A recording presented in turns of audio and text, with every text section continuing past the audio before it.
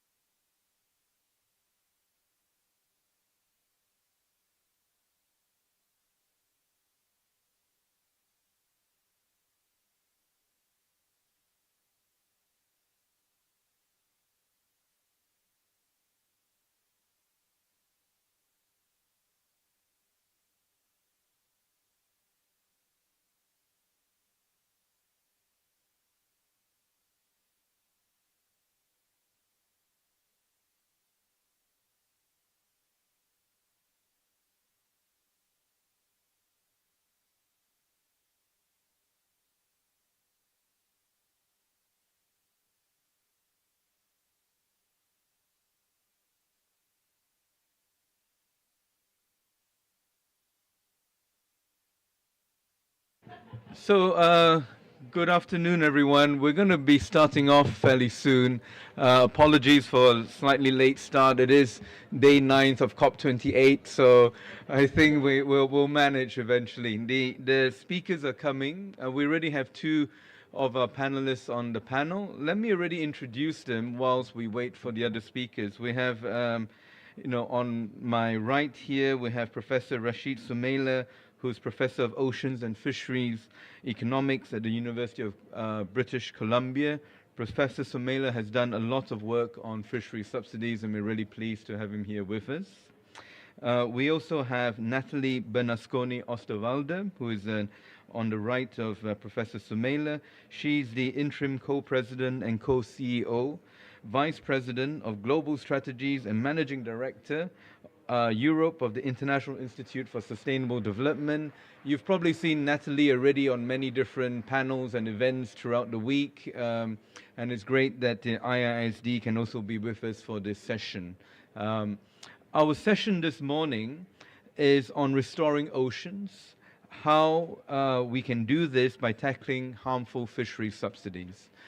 It's a topic that we believe is one of the most concrete things that we can spotlight on the question of how trade policy can support environmental sustainability and climate action. So I have a great pleasure to have this discussion this morning. If you allow me just a couple of words on the background to the event and why we're speaking about this at the Trade House Pavilion. At the 12th WTO Ministerial Conference in 2022, WTO members concluded the agreement on fisheries subsidies. This was really a landmark agreement. I would say a big game changer for WTO. It had been in the making for quite some time, but finally the members came together to the agreement to eliminate some of the most harmful forms of fisheries subsidies. And these are subsidies which lead to illegal, unreported, and unregulated fishing, or IUU fishing. We know that this is contributing to overfishing the oceans. It's contributing to many of the challenges we face in the oceans. And as you know, oceans are so important to climate. So that relationship we thought was really important to spotlight through this session. And we have these two speakers here, and there's a continuation to the discussion we're having today, because after COP28, we will have the Ministerial Conference, 13th Ministerial Conference of the WTO, also in the UAE at Abu Dhabi, and there's a call to action to governments to ratify the agreement on fishery subsidies so that it can enter into force after the conclusion of the agreement at the 12th Ministerial Conference. So it's a really important action point, and we will be discussing this through this panel. So with that very brief introduction, I'll come back to the panel, and let me speak first to Natalie. So Natalie, we know that IISD has been such a strong supporter, and you've also done so much work on fisheries subsidies. And I think, the work of the civil society has been so vitally important. So could you tell us, why do you think the agreement on fisheries subsidies is important for ocean sustainability? And why is civil society forming a coalition in support of this agreement? Thank you, Natalie. Yeah, thank you very much. And I just would like to start by saying that something about the importance of subsidies for the environment. And, in 2005 already, IISD launched the Global Subsidies Initiative. And we wanted to do two things. One is to analyze subsidies and their impact on the environment. And on the other hand, we wanted to look at different institutions and processes that could help actually address this issue at a multilateral or a regional level. And of course, we were looking at the WTO at the time, and as we know, already in 2005, same year, there was a mandate to start negotiations on this fisheries subsidies agreement. So at the time, it was a big thing because the environmental community was always a little bit jealous of the WTO and its dispute settlement mechanism. Because as you know, multilateral environmental agreements typically do not have binding dispute settlement. And then you had an economic organization, the WTO, with very strong dispute settlement. Now, of course, we know there are some challenges right now with that, but nevertheless, there is still this strong element. And so IISD has really been looking at these negotiations closely, and staff has been working on this since the beginning over many years, and we are really committed to this agreement and have been committed to this agreement because we think it's important for so many reasons. So first of all, of course, we're thinking about the health and the resilience of ocean ecosystems. 35% of fish stocks are overexploited, and overexploited stocks, of course, are more vulnerable to climate change. The agreement we have now addresses this point in the sense that if governments subsidize the fishing of an overfished stock, they have to have measures in place to help rebuild it. So that is a really important element of this new agreement. And the agreement is also important for millions of people, of course, who are dependent on fisheries for nutrition and for their livelihoods. When the fish stocks are depleted or exploited illegally, it's often those people that are impacted most. And so this agreement also tackles this issue. The issue of illegal fishing. Governments in the agreement commit to withdraw subsidies from vessels or operators that have been found fishing illegally. So the agreement there, again, from that perspective, also helps the rights of those who fish legally to feed families and make an income. And given that we're here at COP, you know, sometimes when you saw the title, I was thinking, are we going to have anybody coming? Because people are interested in climate change, and they don't necessarily immediately make the link to climate change when they see the title, Restoring Our Oceans, How WTO Tackles Harmful Fisheries Subsidies. So on the one hand, you know, there is a clear connection between the health of oceans and the climate.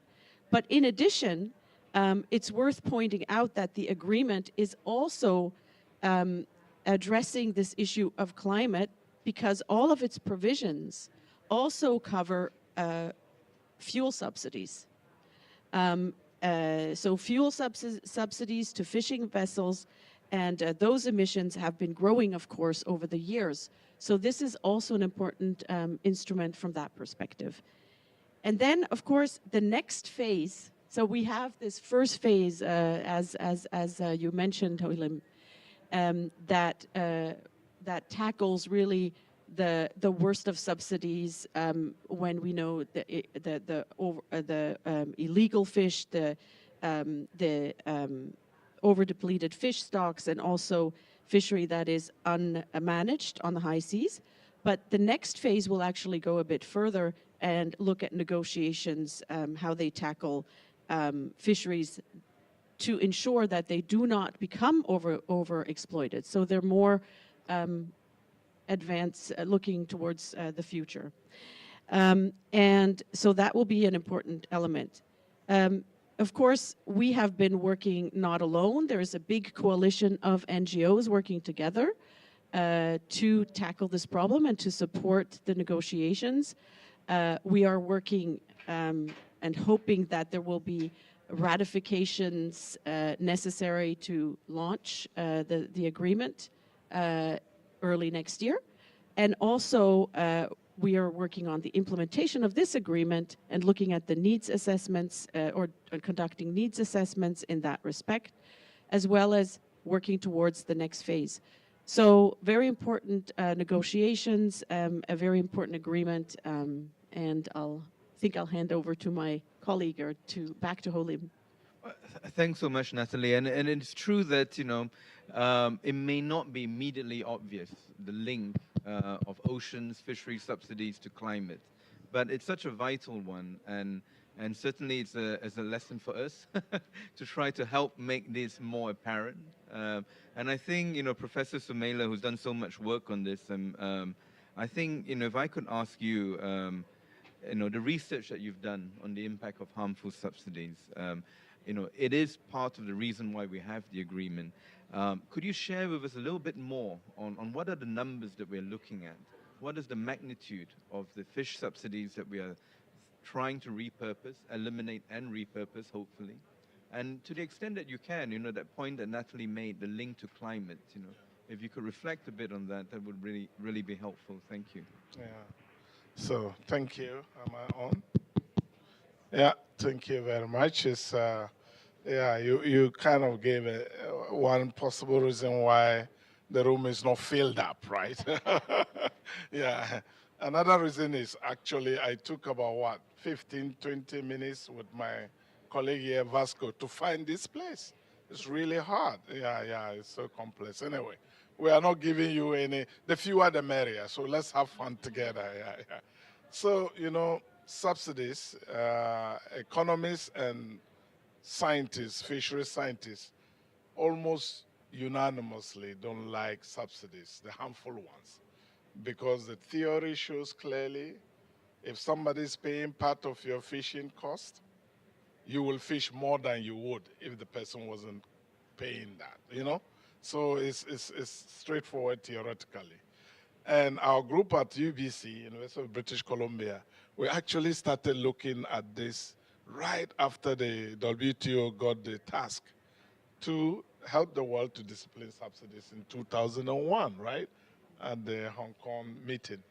And we started because we said, hey, the world will need data, some analysis, academics. We are here to support this kind of action.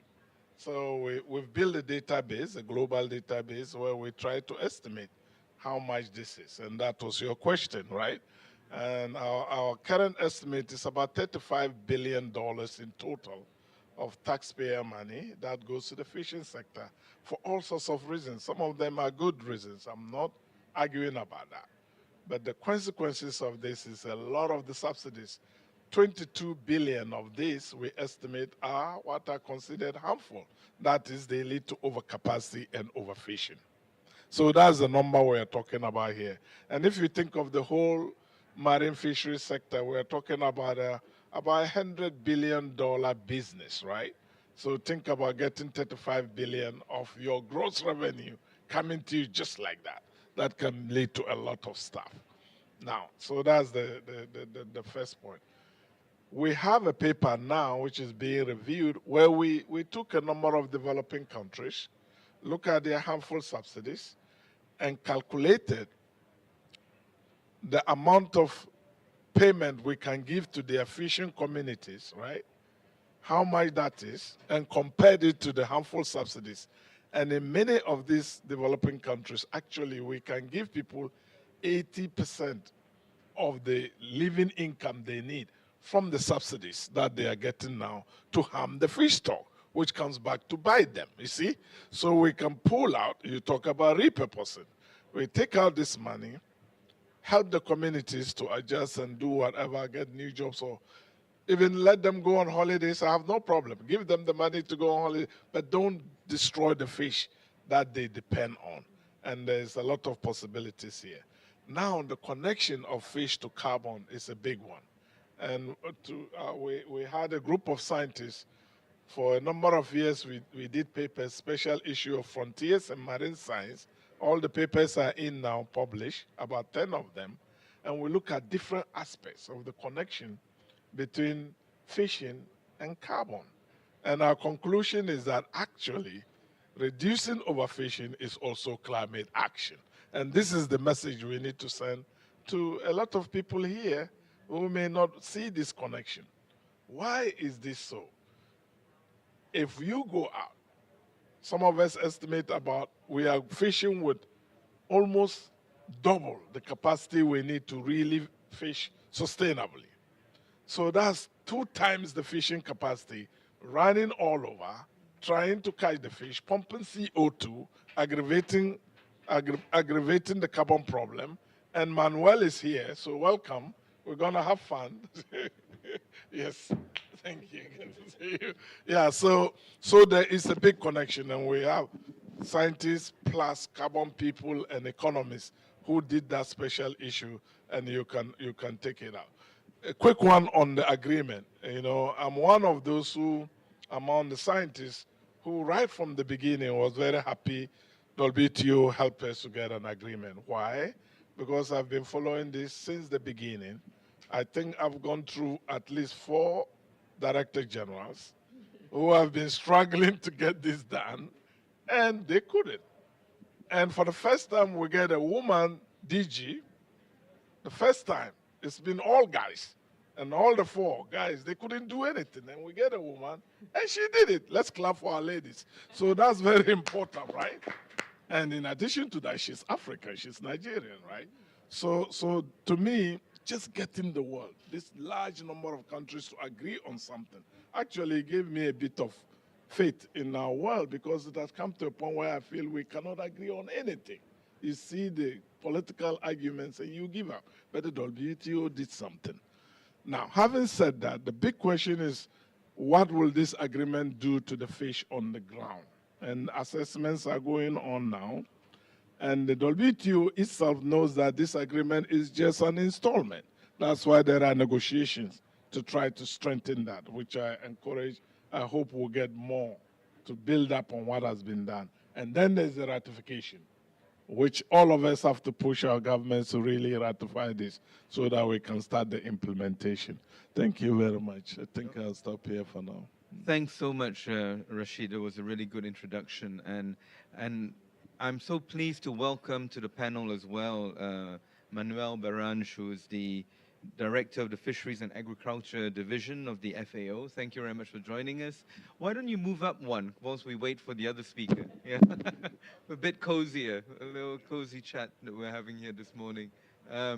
You know, Rashid, you pointed out the fact that our DG was the one that was the DG concluding the fisheries subsidies agreement at the 12th ministerial. She's also managed to be the DG to bring trade to COP28 and climate action and climate change, which is why we're here today. And, you know, we're also working very hard with other IOs to bring the messages that you both have been putting out this morning already. And of course, a key partner for us on the fishery subsidies is the FAO. So thank you very much, Manuel, for joining. And the FAO is also a key partner in implementing the fishery subsidies agreement through the Fish Fund, which I think the audience may not know that much about right now. But if you could talk a little bit about the role of the FAO in the Fish Fund, in fisheries management, and why that part of what you're doing with us is so important to the agreement. So thank you very much, Manuel. Hey, thank you. And first, apologies for arriving late. This is this zoo that we move from one place to another, you know, and we don't count the fact that they are far apart.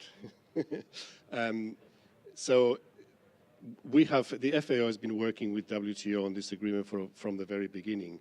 And in fact, I cannot count how many officers of FAO we have been sending to the WTO Secretariat to give advice on what does fisheries management mean, you know, what is it, you know, how do you ensure sustainability, what things you need to measure. So all the technical support that was needed to develop an agreement that would make sense. Because the agreement, after all, is about fishery sustainability, right? It says it's about fisheries subsidies, but it's fisheries subsidies because they affect sustainability. So that's the ultimate goal, and their fisheries sustainability is FAO's business. So we've been working with them throughout. We are particularly interested now in the next phase in how do you implement the agreement? Because the agreement, I'm sure that you have mentioned in the beginning, you know, the three elements of it, you know, no subsidies to IUU fishing, no subsidies to fisheries on overfished stocks, no subsidies on fisheries operating in the high seas in areas without an RFMO, not regulated by an RFMO. So those three elements are very important. Let me start with the last one, the RFMOs. So we have currently around the world about 25 RFMOs with responsibilities for management. There are many areas of the ocean that do not have regional fisheries management organizations. And the importance of regional management organizations cannot be overemphasized, because if you have all the players in a particular region together, it is much easier to find solutions than having to do it globally. And I say that as an United Nations official. I know how difficult it is to get all the countries to agree, right? If you do it in pockets, in regional pockets, it is much easier. There's now this fund that has been put together to try to support countries. First, support them in the legal analysis of what is it they need to do in their own legislations, their own systems, in order to become part of the agreement. The second is to provide support on fisheries management and sustainability in the countries themselves. Yeah? And the third one is around RFMOs and regional management systems. And we will be ready for that. We have been doing so already, but we're already working with countries on the implementation of the agreement. And I just want to mention as well, because it is all connected, all these pieces are connected. You know, FAO runs a committee on fisheries, which is called, COFI, which every 2 years meets in Rome and brings all the 194 members of FAO to discuss fisheries issues. For the first time, the Committee on Fisheries agreed to a creation of a subcommittee on fisheries management alone. And this will meet for the first time in January next year, from the 15th to the 18th of January. And it will be a week of all the countries talking exclusively on fisheries management. What is the status of fisheries management? What is the status of sustainability? What is working? What is not working? What is working in the high seas? What's not working in national waters, and so on and so forth. Those discussions will be very much taking into consideration the fact that there is a fisheries subsidies agreement to implement. So this will actually connect the two very nicely, because the outcomes of the subcommittee on fisheries management will tell us what countries want support, because they do. That's what they do in these meetings. They actually express that they need support on X, Y, and Z. On what they need support, and then we can work with WTO in providing that tailored advice and that tailored support to the individual countries.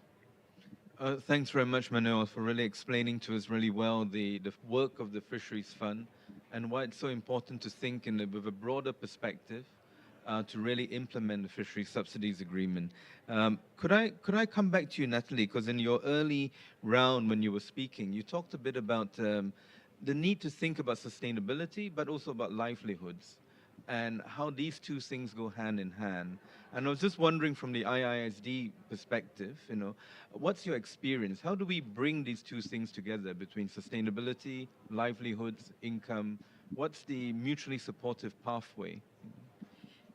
Well, thank you for that question. I do think that sometimes we immediately think about the environmental element when we think about fishery subsidies and the environmental goal that we're trying to solve, right? Because what's very new about this agreement is that, for the WTO, is that, first of all, it's not looking at the adverse effect, just economic adverse impacts. That's what the WTO usually does. It takes an economic lens, looks at liberalization, trade liberalization, and in the context of subsidies, traditionally, the WTO has looked at the adverse effect of subsidies from an economic perspective. So this is, first of all, revolutionary in terms of the fact that this is the first agreement that looks at subsidies from an environmental perspective, right? With an not only perspective, but with an environmental goal. And this is really new. I mean, this is something we haven't seen before. But of course, there are several elements that you can't only look at the environment. As we see here in the climate negotiations, very often the discussions are much more about, are very much about the social elements as well. So on the one hand, it's in the negotiations. We have the common but differentiated responsibilities. We have a similar concept, but maybe not as far-reaching in the WTO with special and differential treatment. But that has made the negotiations quite difficult. Here, it's making it difficult here, but it was also difficult in the context of the fisheries agreement, and still is.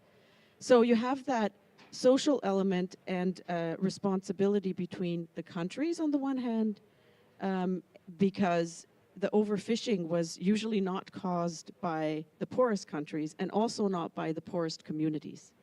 So, so you have that social element between countries, but you have the social element with the communities. And so this agreement really has made a topic of looking at the community aspect very much, and really analyze. I think we already heard how you know, the impact and the vulnerabilities of the declining fish stock are closely linked to the vulnerability of people who are dependent on this. And so the rules really need to be crafted in this way. And also, it can't be an ideological kind of approach to subsidies. We don't want any subsidies. There can be subsidies that are still allowed that are more aimed at, you know, either for the fish, for actually increasing fish stocks, but also to think about subsidies, as we heard, actually going to communities in different ways. And you know, for the environmental community, I think thinking about the impact of the most vulnerable communities is a topic that comes up across the board, and it's very important with fisheries because we're talking about nutrition, we're talking about food directly impacted through these by the fisheries topic. So I'm not sure if I answered your question, but it's very central for the environmental community to really take that social and vulnerability lens. No, I think you did really well in framing it and then giving us the sort of ideas of how we can come towards all three things of environmental sustainability, livelihoods, and trade, actually. And I think Professor Sumaila may also have some thoughts on this. So this is a great question. Thank you for all you said. I just want to add a little bit. You know, looking at, if you look at our relationship with the ocean or with nature, we the people, right?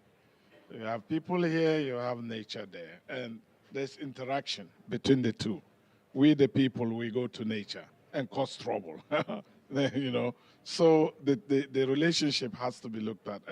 And at the moment, some of our policies, they seem to actually reinforce negative feedback between people and nature rather than positive feedback. And we need to turn this around. And that's the kind of things we are talking about. Think of harmful subsidies. What do? Number one, we give those 22 billion, and they go mostly to the large scale, not the small scale. Our research shows about 80% goes to the large scale. Because if you fund fuel, it's the big trawlers who will get the subsidy, not the little person with the hook and line on the shore, right? So they get 80%, and that reinforces inequality between big, rich boats and the small communities. In fact, gender comes in here too, because our data shows that women fish more on the small scale than on the large scale. So you are aggravating gender inequality. And when people are poorer, they hang on the last fish. You see that? So negative feedback. How about you turn this subsidy around, you repurpose it, support the vulnerable people in ways that don't harm the fish stocks, and then you get a positive feedback, you know, and that is the kind of thinking we need to have at the policy level to really get the win-win-win-win everybody is looking for, right? So just to add to what you said. No, thanks very much, Rashid. And Manuel, I'm sure FAO has a perspective on this as well. Yes, of course, yes, we do. And just perhaps I want to also start with commenting a couple of things that I've just heard. Rashid, with the way that you were portraying, you know, nature is here and we are here, and we are seeing, I think that is not the right way of looking at it, because that implies almost like an independence, like we could exist in independence because we are here and they are there. And it's not. We are in the middle. Right? We are nature. Right? We are possibly the most successful species in nature at the moment. And this is part of the problem, is that we are inside. You know? So we are not. And the element about, the important element about this, looking into the future, is this. Between today and the year 2050, we're going to have 165,000 new mouths to feed every day, right? Every day. So when we're looking at all these solutions, we have to consider all the context, you know, the complexity of the problem. So you were very right in saying, you know, that it is the first time the WTO looks at something from an environmental perspective, but there's other elements. And that is, what is to me most important is that the focus of the agreement really, and I repeat what I said early on, is about sustainability, right? It's about sustainability. And sustainability is a stool with three legs. It's the economic, it's the social, and it's the ecological. Now, FAO is the only the UN body mandated to monitor fishery sustainability around the world. And currently the figure is 35% of fish stocks that we monitor are overfished. The rest are not, but we don't have information for all the stocks around the world. Now, you said something that is very important that I don't want to pass. You said, you know, the overfishing and the sustainability failures, you know, are caused not by the poor countries. That's not that clear, all right? So we know that, for example, the most valuable fisheries are better managed than the less valuable fisheries. And the reason for it is very simple, because they're the most valuable. They have more money to invest in management systems, in the institutions. The ones that are smaller and less valuable is costly, right? And it's more difficult to set in place. So what we want to make sure is that we have all fisheries sustainable, large, small. You know, the example of Rashid, of course, it's a very extreme one. You know, the people on the beach, you know, the very subsistence and artisanal fisheries, those, of course, they receive no support whatsoever, and they're never involved in the management. You know, so this is. But in the middle ground between that and the large fisheries, you have a very large number of medium-scale fisheries that some receive subsidies, some do not, some have monitoring systems in place, some do not, and we need to fix them all, right? We need to fix them all, because if we don't fix them all, then we will have a problem in 2050. FAO, we have a Blue Transformation Initiative, a program of work that has as one of the three objectives to place 100% of fisheries under management. Put them all under management. It doesn't matter so much what management system you want in place. It can be input controls, it could be output controls, it could be very simple license systems, but to put them under management, because we know that if you put them under management, they tend to become more sustainable. Yeah? And that then links to the WTO, of course. I can see Rashid's body language has to come back. You know, so let me just give the floor to him. He's not even waiting for me to give him the floor. You know, when Emmanuel came, those of you were here said, it's going to be exciting. That's exactly the point, right? So Emmanuel he was a professor, academic, before he became a FAO. So he knew exactly what I was doing with people here and nature here. I'm not saying we are separated. He knows. We do that in modeling. This is typical. But we, the people, you say we are the most successful, Emmanuel. Yeah. And we are also, unfortunately, it looks like we are going to be the most destructive. We are, actually. Because this success is at the expense of nature, and we know it.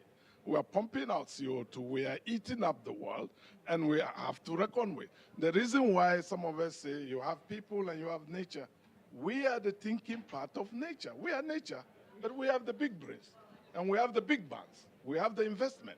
If a lion is full, if they are not hungry, you can pass by, they won't eat you up. But the people who eat people up today are the billionaires, right? So that's why people are different. You cannot assume that me and the grass or the trees are the same, because I can think and come up with a big machine and knock them all out. So we have to take this into account, my dear Manuel. So you know what I'm doing when I say the person standing with the thing versus the big. It's a modeling thing. It's an academic. You have to see the corner solutions in order to see the middle. Otherwise, you miss the point. So this is all what we are doing. And, you know, there is a point in everything. And you are right when you say we have to have management, comprehensive management. I agree to that. But the big scale people have the power to do more than the small scale, and I think that's your point. Of course. And the consequences of all this, look at climate change. the fish are moving from the tropics to Iceland and Norway and Canada. Why the people don't need the fish? Look at my belly. They leave West Africa and go there. We have to take into this account. You cannot assume that Canadians and Nigerians have the same need for fish. It's different, right? So please, let's do the whole thing and also focus on different elements of it. No, I love this panel. It's making my life so easy. I don't have to prompt questions or spark a debate. It's going, you know. No, but the thing is, we don't actually disagree that much, Rashid and I. We're very good friends, you know. The thing is, it's the way that you look at it, and I think that it's, to me, when I say we are part of nature, it's not saying that we are not destroying nature. It's saying that we are destroying ourselves because we are part of nature. But the solutions are including nature and including ourselves, not separate, right? So there's no disagreement there. I think that was very important is also to recognize and trying to bring it back to the WTO and the agreement itself, you know, that just like WTO has been focused by its own mandate on economics, and FAO has been by its mandate on sustainability and food security, in countries, the same division exists. Right? You have institutions, ministries, and the like that separate those that deal with food, sometimes those that deal with ocean, and those that deal with money, right? And what the agreement gives us is a chance in the issue of fisheries to actually connect those elements in countries, those elements in regions, and then those elements globally. And that is not simple. It's not simple at all. And some of the funding of the trust, there's a fund that has been put together, is actually to do that, to make sure that we help countries connect the institutions and the systems that deal with subsidies and the institutions that deal with food and fisheries, because they are not often connected. No, that's great. And I think for the last round, I'd just like to come back from where you finished, which is back to where we started on solutions, you know? So I think we all agreed on the fact that we have a pathway, we have a powerful solution through agreement on fishery subsidies, as well as the fish fund. But we need to go to that final mile. We need to get the ratification by MC13, conclude, and go to second phase, as Natalie said. So if I could ask you, all eminent experts in all this area, if you're pitching towards governments, you know, how would you convince them to take that final mile to ratify? What it is that you would say to them? On top of everything else you've already said, what would be the killer pitch? Why should they do it now? And how can we get that sort of momentum towards conclusion by MC13?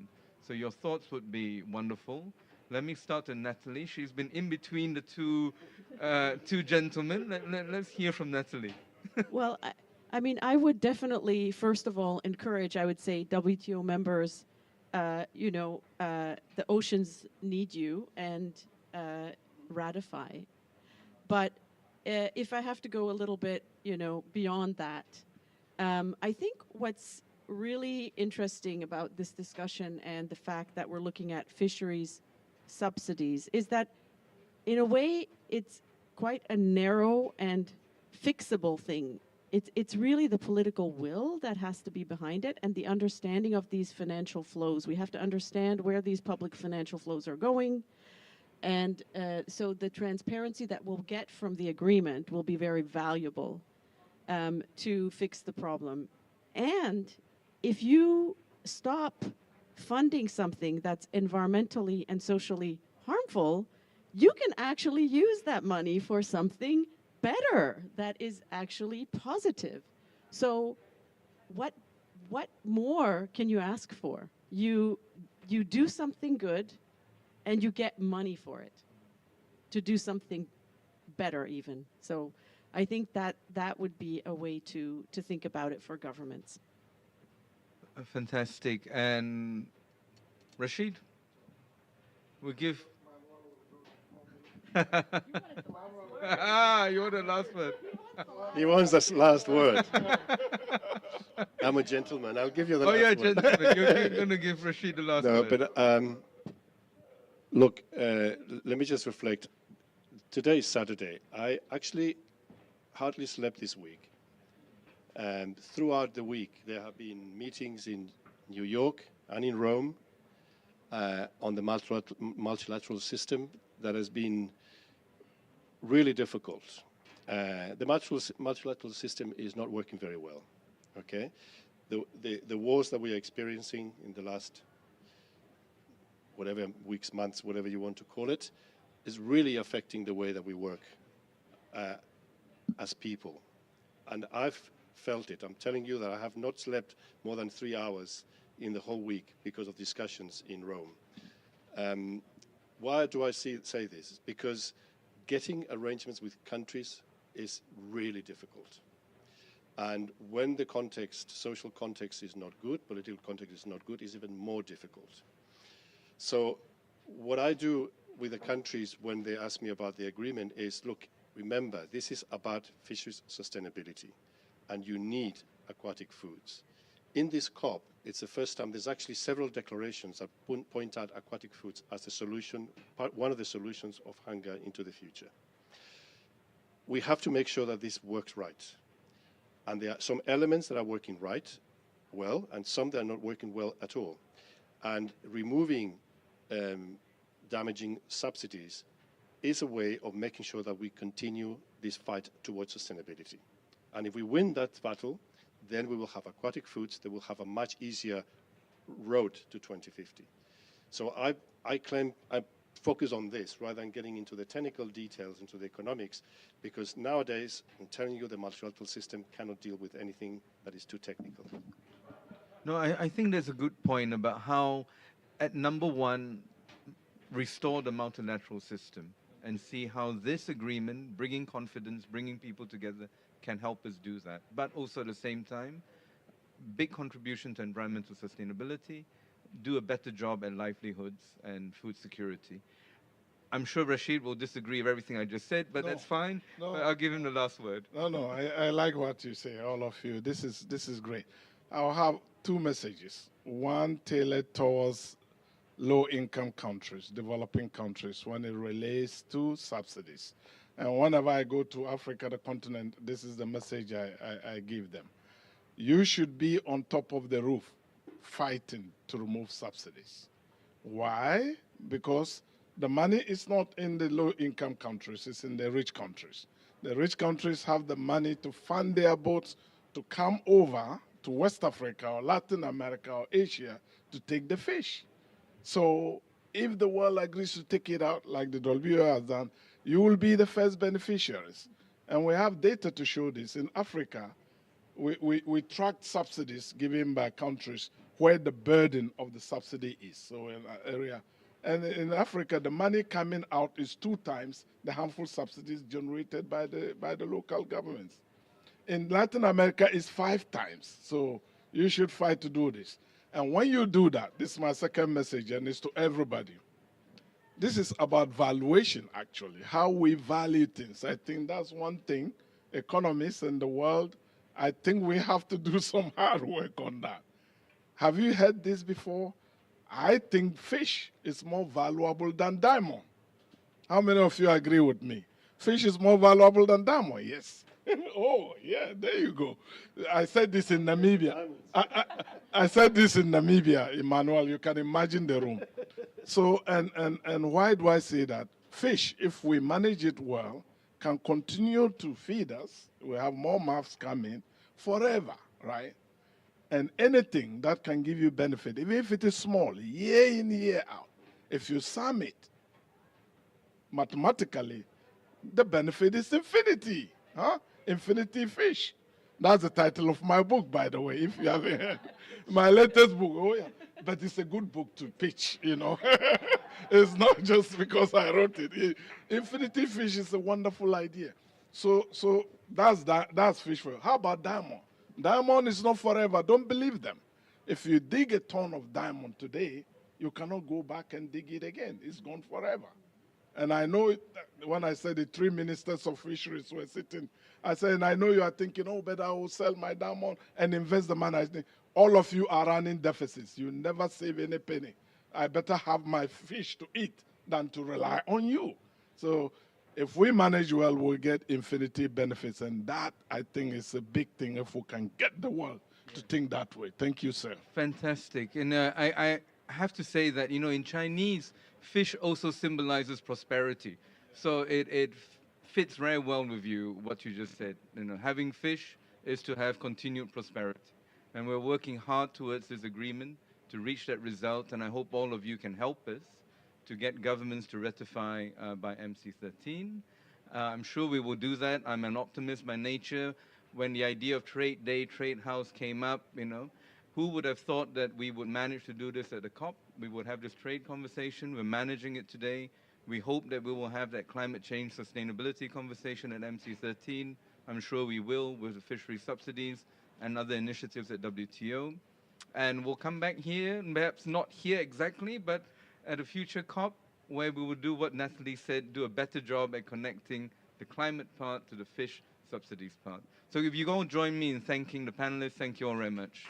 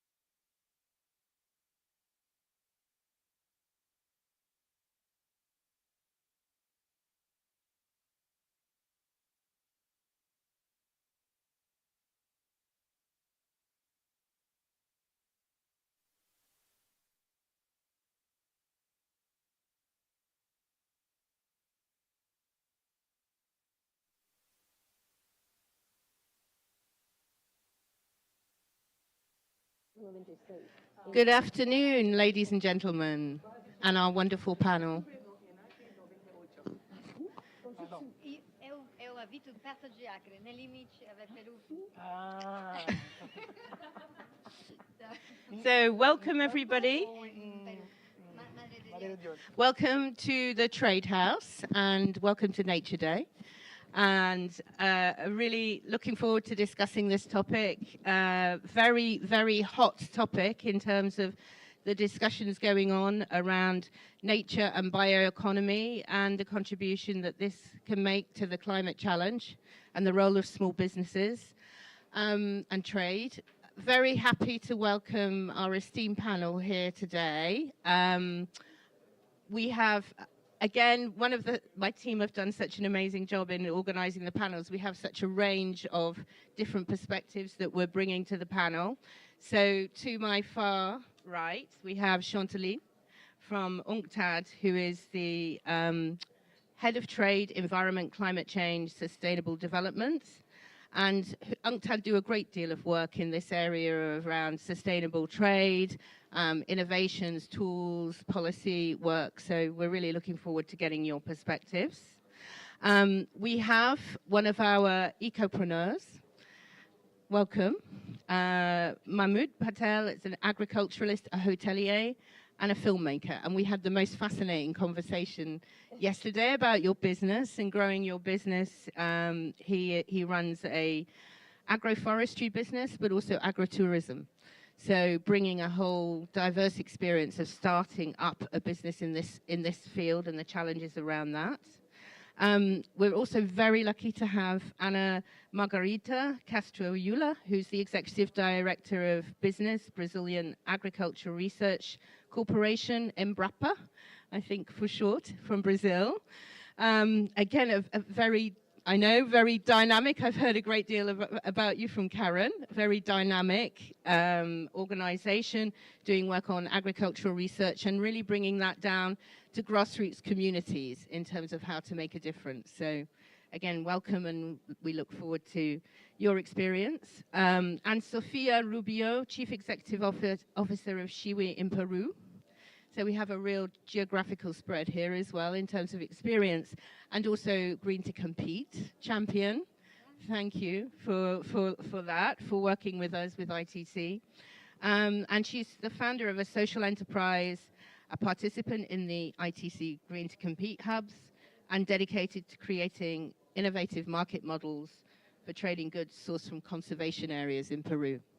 So we have here, and ITC, one of our objectives of this COP was to very much bring businesses to the conversation, to be able to hear what is going on in your realities and what the challenges are as we get away from some of maybe the big picture stuff. So we're really looking forward to the conversation this afternoon. Before we dive into that, I just wanted to give you a bit of a context for the discussion. So when I was looking through and preparing for this, some of the figures are really quite amazing when we look at this sector. More than half of global GDP, $44 trillion, is moderately or highly dependent on nature. So this was a 2020 WEF report. 1.6 billion people depend on forests for their livelihood, including 70 million indigenous people. So one of the things that the International Trade Center is focused on is not just small business, but also inclusion. And this is an area of business development and trade that is absolutely critical in terms of thinking around indigenous livelihoods, community engagement and opportunities. So it's very much at the heart and the core of the International Trade Center model. So the big challenge now, as this has moved up the agenda, and I think it's very interesting the way the global context and the discussions even in COP have evolved on this subject. These issues used to biodiversity and climate used to be seen as very separate topics. And really since Glasgow and over the last COPs, it's changed and shifted and seen now as a much more fundamental aspect of the kind of dual transition around supporting biodiversity and addressing climate change simultaneously. So what does that mean for small businesses, which represent 90% of businesses in the world? How do we build sustainable models and nature-based value chains? What kinds of things do we need to do, and what do we need to do differently? And how do we make this work in a competitive world where it's often very difficult to profile these products, to reach markets, where there's often weaknesses in capacity?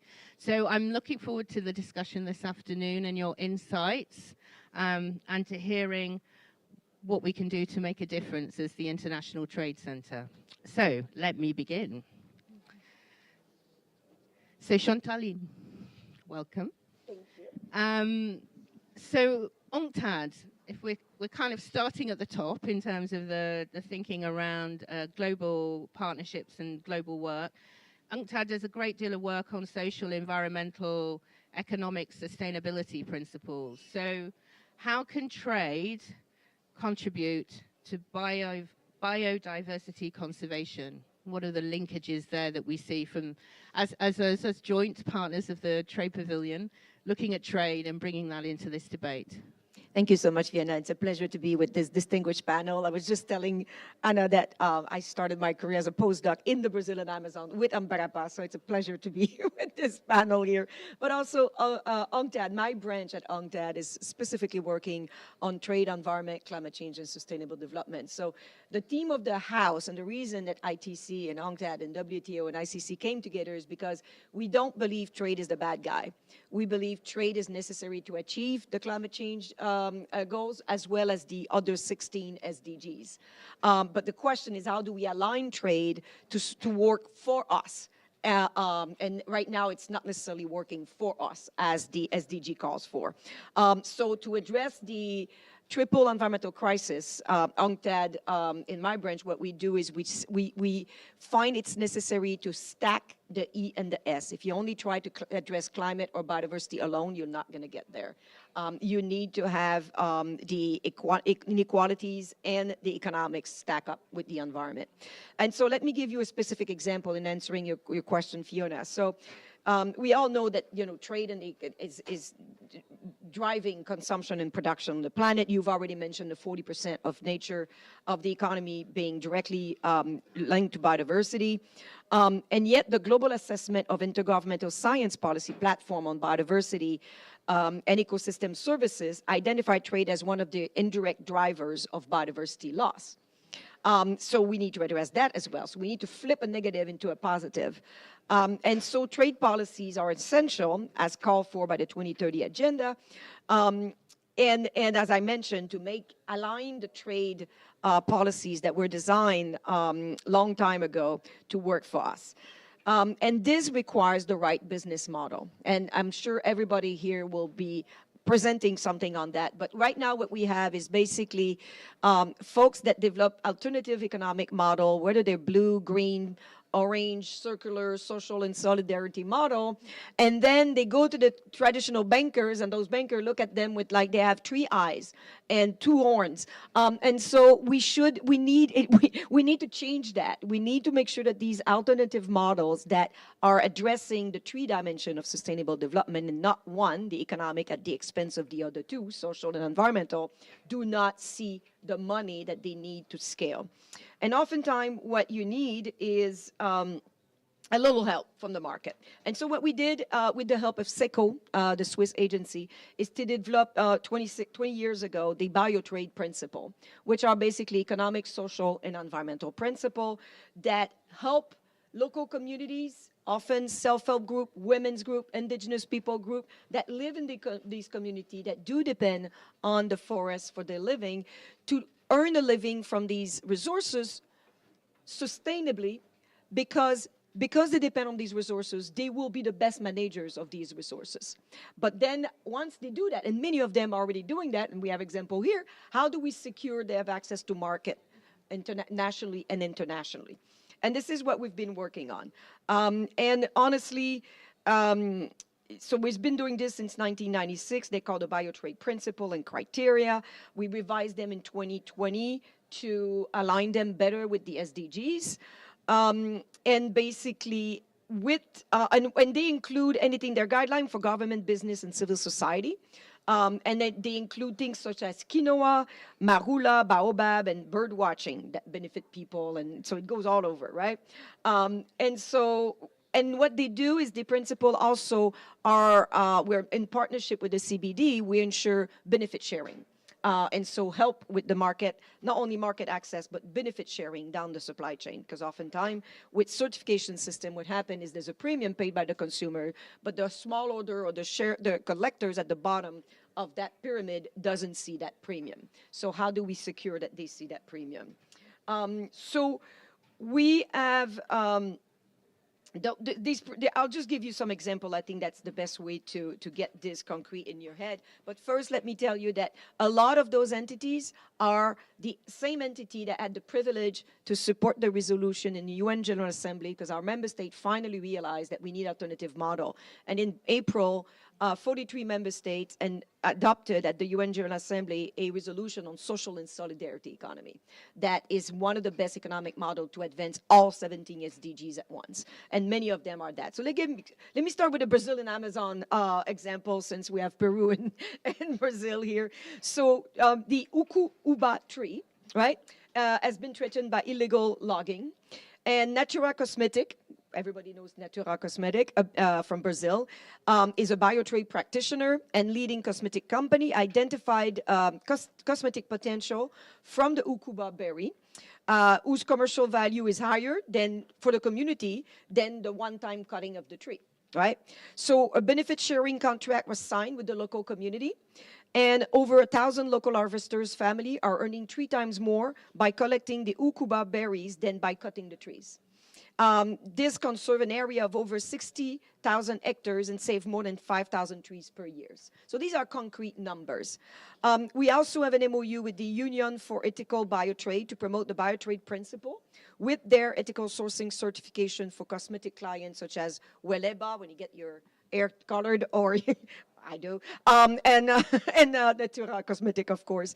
And in Peru, the creation of the National Commission for the Promotion of Biotrade in 2010 has mobilized the trade, production, agricultural, forestry, environment, academia, business sector to support the biotrade SMEs and associations that are working with native biodiversity in the food supplement sector in assessing international market and be more competitive and sustainable. And these action and this partnership enable the export of 500 million of US dollars annually. And I could go on with example, I won't because in the interest of time, but just to say that with the biotrade model over the last 20 years, we have moved from a market of millions of dollars to billions of dollars. So, and there's so much more that could be done in supporting these hundreds of thousands and millions of farmers and women and families that lives in these communities, if we could work together to remove the constraint that they're facing, which ITC has done a great job at identifying. These people are facing similar financing, technical cooperation, capacity building, market access, the spaghetti bowl of public and private standards, and others. And so I think together we can help those people help us advance SDG 1, 2, 15, 10, 5, and others. Oh. Thank you so much. Thank you. And really helpful. And I do agree that I think this is an enormous market with enormous potential that's maybe been, to some extent, not given the same profile as some other areas that can be done about how we rebuild the planet and economy in ways that also can help with livelihoods. So let us move to a gentleman who is trying to make that a reality on the ground. And please do share with us your experience as owner of an agroforestry, agro-tourism project in Barbados. How is your business promoting nature conservation, and how do you use this to, build out also with your local community? I'd like to start maybe with go back in a historical context about where I come from. Barbados was an English colony and actually is one of the few places in the world where the entire island was plantationized. we have lost 99% of our forests, of our primal forests. And eventually, it was an economy that was sugar-based. We planted one crop, sugarcane, and exported that as a primary crop to the north. And then we would be buying back all of our food and so on from England. And in a way, we created a mono-economy, a monoculture. Nearly 400 years of this. Essentially, our soil is infertile. We don't have soil desertification yet, but it is fairly sterile. And then the second thing that happened in Barbados is that we kind of abandoned our agriculture and moved into tourism. So essentially, we went from one monocrop to a second monocrop, and they were both seasonal. So sugarcane was a seasonal crop from February to July, tourism from November to March. It's not really a sustainable way of creating an island economy. I am involved in tourism. I have a small hotel, and I came to the conclusion that that was not sustainable because Barbados imports 85% of its food. And also our energy is diesel. It's imported as well. That is not a sustainable model of creating a viable economy. And as a filmmaker, one day I was in Dakar shooting a film, and my director told me, Mood, you people cannot talk about the creative industries when everything you put in your mouth is imported from somewhere else. Food is your first art. And if you don't grow your food, somebody owns you. That was the trigger for me to start Cocoa Hill Forest. Essentially, I bought an abandoned sugarcane plantation with a small part of original forest. And we've been replanting the flora that we have lost from 400 years of sugarcane. I used two books. They're History of Barbados by Richard Lejeune. It was written in 1647. Made a really good document on the flora and the biodiversity, the flora biodiversity that we had and that we had lost. And so the objective of Cocoa Hill Forest was to try and collect the seeds, try and collect the plants, and replant this in the forest. So we are biomimicking the forest, and out of that, what we are trying to do is to use the coconuts and the ginger and the turmeric and all the other stuff that we are planting to create a new business model that is not monoculture, is not monoeconomy, but looks at agrotourism, agro-processing, and that hopefully we can create value-added products using tourism as a pull factor to make this viable, to make this sustainable. In essence, that's what we do. A nexus between tourism and agriculture. Yeah, and I think that's and again, it's something in many of our projects that we're exploring is actually it's not about one thing, is it? It's also about encouraging diversification. It's about looking at different ways of generating income streams, maybe at different times of year, and becoming more resilient in terms of the kind of business approach, not the monocrop, as you said. I was also fascinated. I just want to pick up on the journey. You've been doing this for a long time. Are you optimistic about the future? Because when we talked yesterday, you were saying what a challenge it's been to bring this to a profitable place, the business.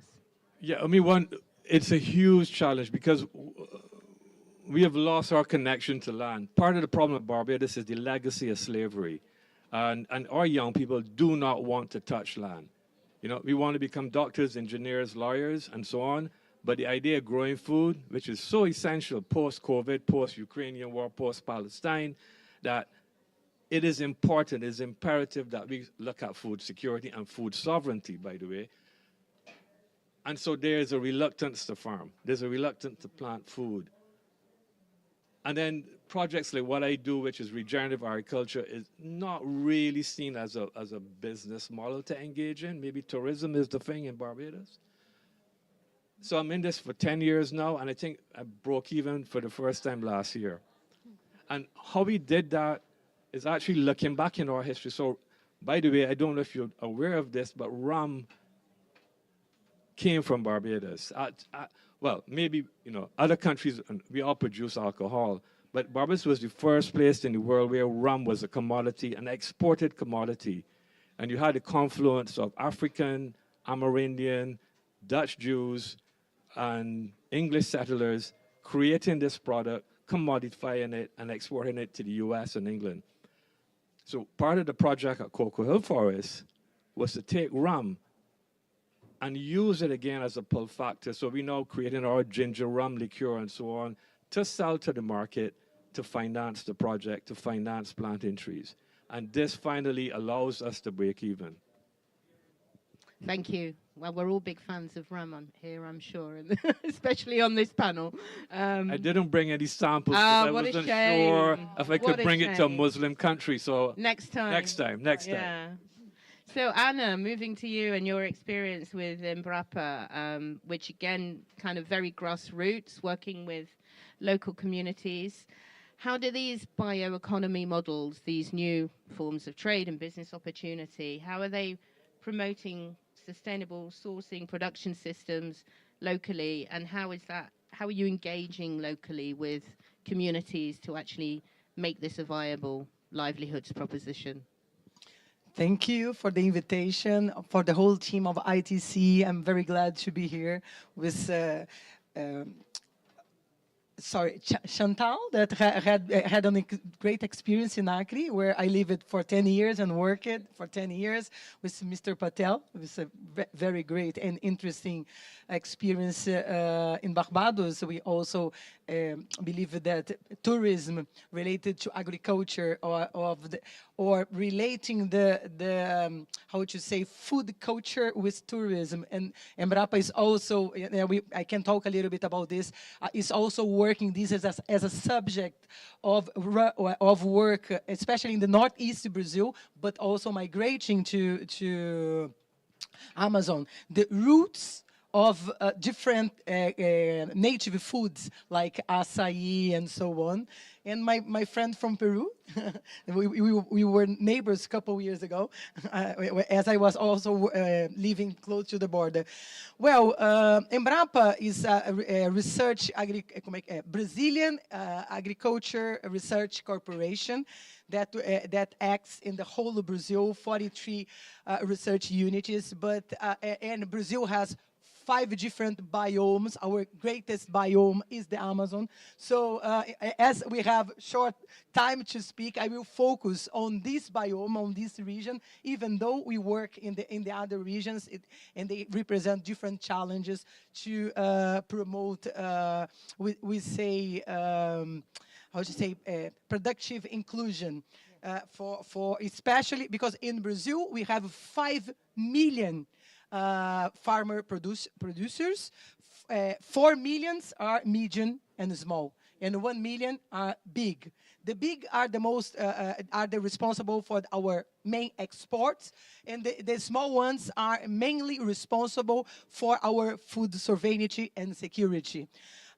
One very small part of them have the opportunity to export, and but of course they are keen for that, and these represent one opportunity, and I think that ITC may help us working in partnership to improve and to speed up the opportunities to these people to reach new markets. And I will bring some concrete experience that we work to think as how we can do it together. In the Amazon, we have this Amazon paradox. We have the greatest mega biodiversity in the world, but at the same time is the lowest human development index region of Brazil. We are talking about 700,000 small families that depend on agriculture, extractivism, and they do the management of 200 million hectares of forest. So they are very much important for the world strategy of facing climate change and refreshing the world with our forest. And there are about 700 cooperatives. So these families, how to say, small family farmers are organized in about 700 cooperatives with 180,000 members. Embrapa is working with about 30 different production chains from native species. And I would like just to mention some of them. Nowadays, the cassava or manioc is one of the most important of them, the aggregation of for our food security, but also generating income for local people. And in the last decade, acai, that's called Amazon blackberry, became the second most important social biodiversity products. And we are talking about 200,000 families throughout the Amazon that produce acai, and still a small amount of them that are organized in cooperatives. I would say that we have big companies, international companies, that are exporting our acai worldwide, and so far we have no local cooperative able to export. There is one or two that are really trying to do it, and we as Embrapa are working with them, not exactly in the subject of export, but providing all kind of inputs and technology that may allow them to reach the international standards to be able to export. But beyond these, we have a lot of palm oils that are used for as food, that we saw, like olive oils, that they're like similar to olive oils, but especially for cosmetics. And you mentioned the ucuuba, né? But we have babaçu, andiroba, buriti, patauá, murmuru. I could tell like 20 or 30 different species of palm oils. And what is the problem? Most of families and cooperatives still are trading only the seeds and not really manufacturing and producing this basic oil to be even not even exported, but sold out for these medium and final big cosmetic companies. And we could talk about fruits like cacao, cupuaçu, and fishes that have also a great potential. I don't know how it's my time. I would like to mention like different cooperatives that we have been working. We are working with several others, but in the Amazon. So Comaru, that's the first Brazil nut, that's first, how to say, ABS contract, even with Natura, that was like 20 years ago. They are, since the 90s, 120 families that do the management of 700,000 hectares of forest in the border with French Guiana, the Brazilian Amazon border with French Guiana. They started selling just raw material, Brazil nuts, but they could go beyond. Now they already sell, and there are a few examples of cooperatives that sell the oil, the processed oil, and also flour to make cookies and breads and so on. And when we ask them what are the main challenges, search for better market opportunities related to, especially to fair trade, because not necessarily the price that companies pay to them are the real price that pay the work and the environmental services that could be the plus. Like the plus didn't arrive yet, even when they sell products to companies that make products for international markets, and also they aim to enlarge, and it's a goal. Use one flag products like Brazil nut oil or acai to enlarge the number of other products, and we are talking up to 200 different species and products that could be traded to diversify, because a sustainable economy is a diversified economy. But one of the challenges is how to structure these production chains to be able to achieve local markets, regional markets, and international markets. And one very important point, I will close. Have to move on to Sophia. Yes, I wanted to talk other things. That part of the profits are used to be reinvested in youth, to promote education, because if we don't provide the youth people, the youth extractivism and rural youth, opportunities of education and green jobs, they're not going to stay there. But I would say that this, when we talk about these new bioeconomy value chains, they are starting to promote this changing in behavior of use in the Amazon, and especially when we have concrete examples of cooperatives that are organized and then that can achieve like different markets and so on. So if I have the opportunity, I talk a little bit more about what are the great challenges. Thank you That's so okay. much. Sorry. Yeah, no problem. And it's great just to hear everybody's passion about this. It's I think it's an under-talked about subject. So, and I'm going to move to somebody now who I know is also very passionate, Sophia. Yeah. So for you, when you're working with local communities in the Peruvian Amazon, what are the very practical things that you do to help them find business success in ways that preserve nature? The support that you provide.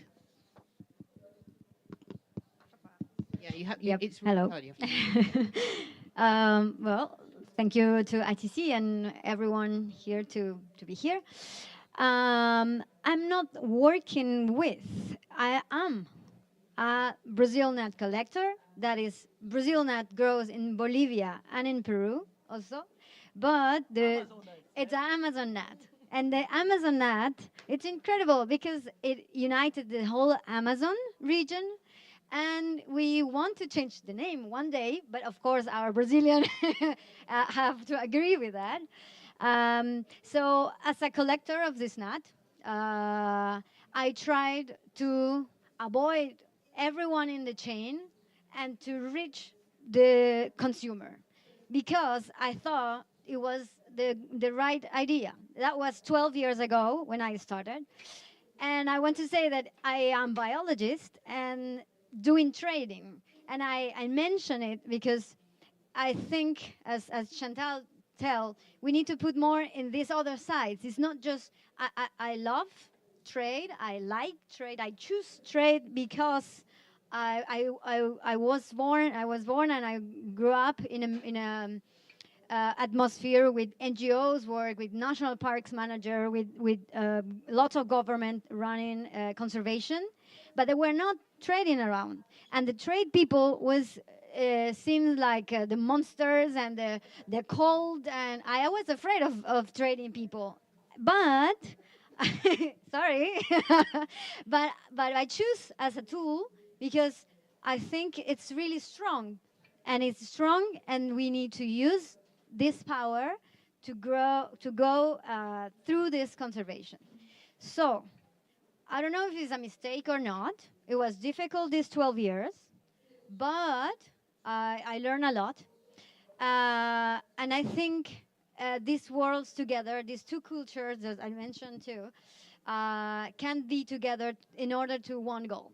So I'm really happy to listen all of you.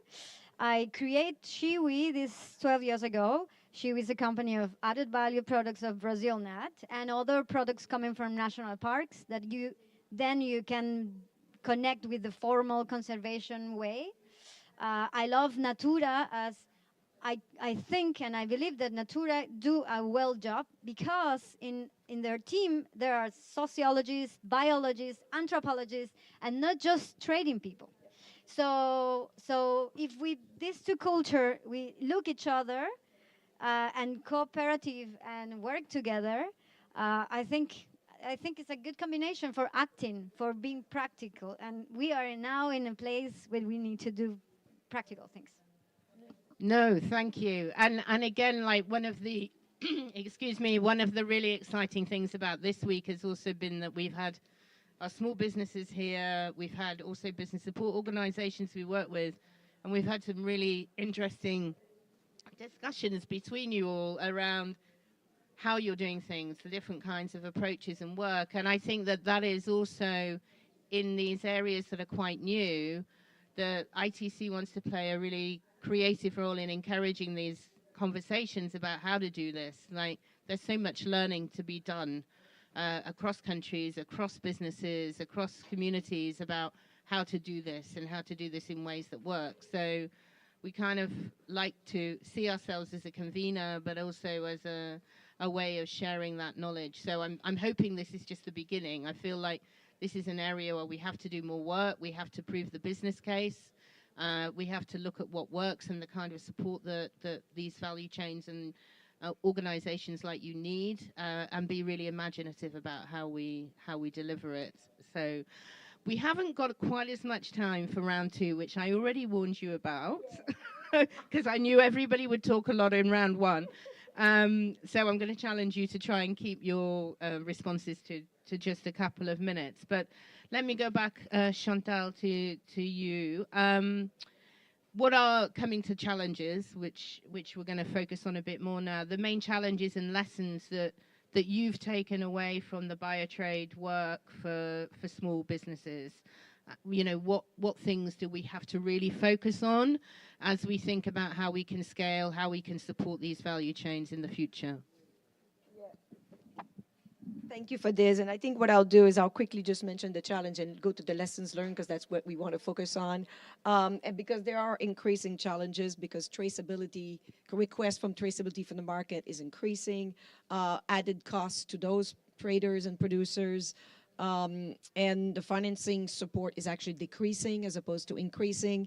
So to go into the lessons learned, what we've learned is what works is sectoral. And it's true, I think, for all the issues we're dealing with, is to go sectoral and then to bring all the stakeholders in the supply chain. So not the government, the producers, the communities, the financier, the indigenous peoples group around, the civil society, and then the importers, especially few developing countries have export agencies. It's very important to have them because most countries rely on them, and you have import-export agencies that are working together, but also having procurement. Helping those meet the standard, the best ways to having procurement and organizing the local market, because it's really hard for a smallholder in the middle of the Brazilian Amazon to meet. I was working on cupuaçu 20-some years ago. Now we see it on the market.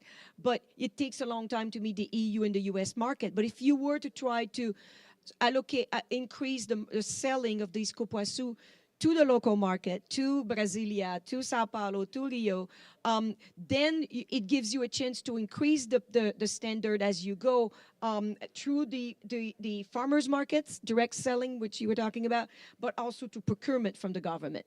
The second one that we're learning is that just like industrial policies are back in fashion, cooperatives are back in fashion. We need to help these communities organize themselves to have access to the know-how, to be trained, to have bundle their goods so they can have big enough supply that they can be purchased by the big companies. The other lessons is basically enhance capacity of these SMEs and reduce transaction costs. This can be done through South-South trade, right? So again, another way to reduce the cost of trading is South-South trade. Brazil just joined the global system of trade preferences at the beginning of the year. If we could have a round working with our friends at ITC on helping, we work mostly with the government, you work mostly with the smallholders. How do we help the South trade amongst itself? Again, lower standard to meet, and then you have already negotiated what you need to actually protect those industries and see them grow before they go in to meet the big girls and big guys out there on the international market, right? And we're going to have to help them reduce transaction costs through digitalization. So custom digitalization, e-certification, pre-advance, advance clearance, so these goods don't get stuck at these borders. Increase the information access to markets, like who are the markets that could be our potential out there. Yeah, I'll stop here because we've got our jobs cut out for us, I think. Yes. Lots of great ideas there.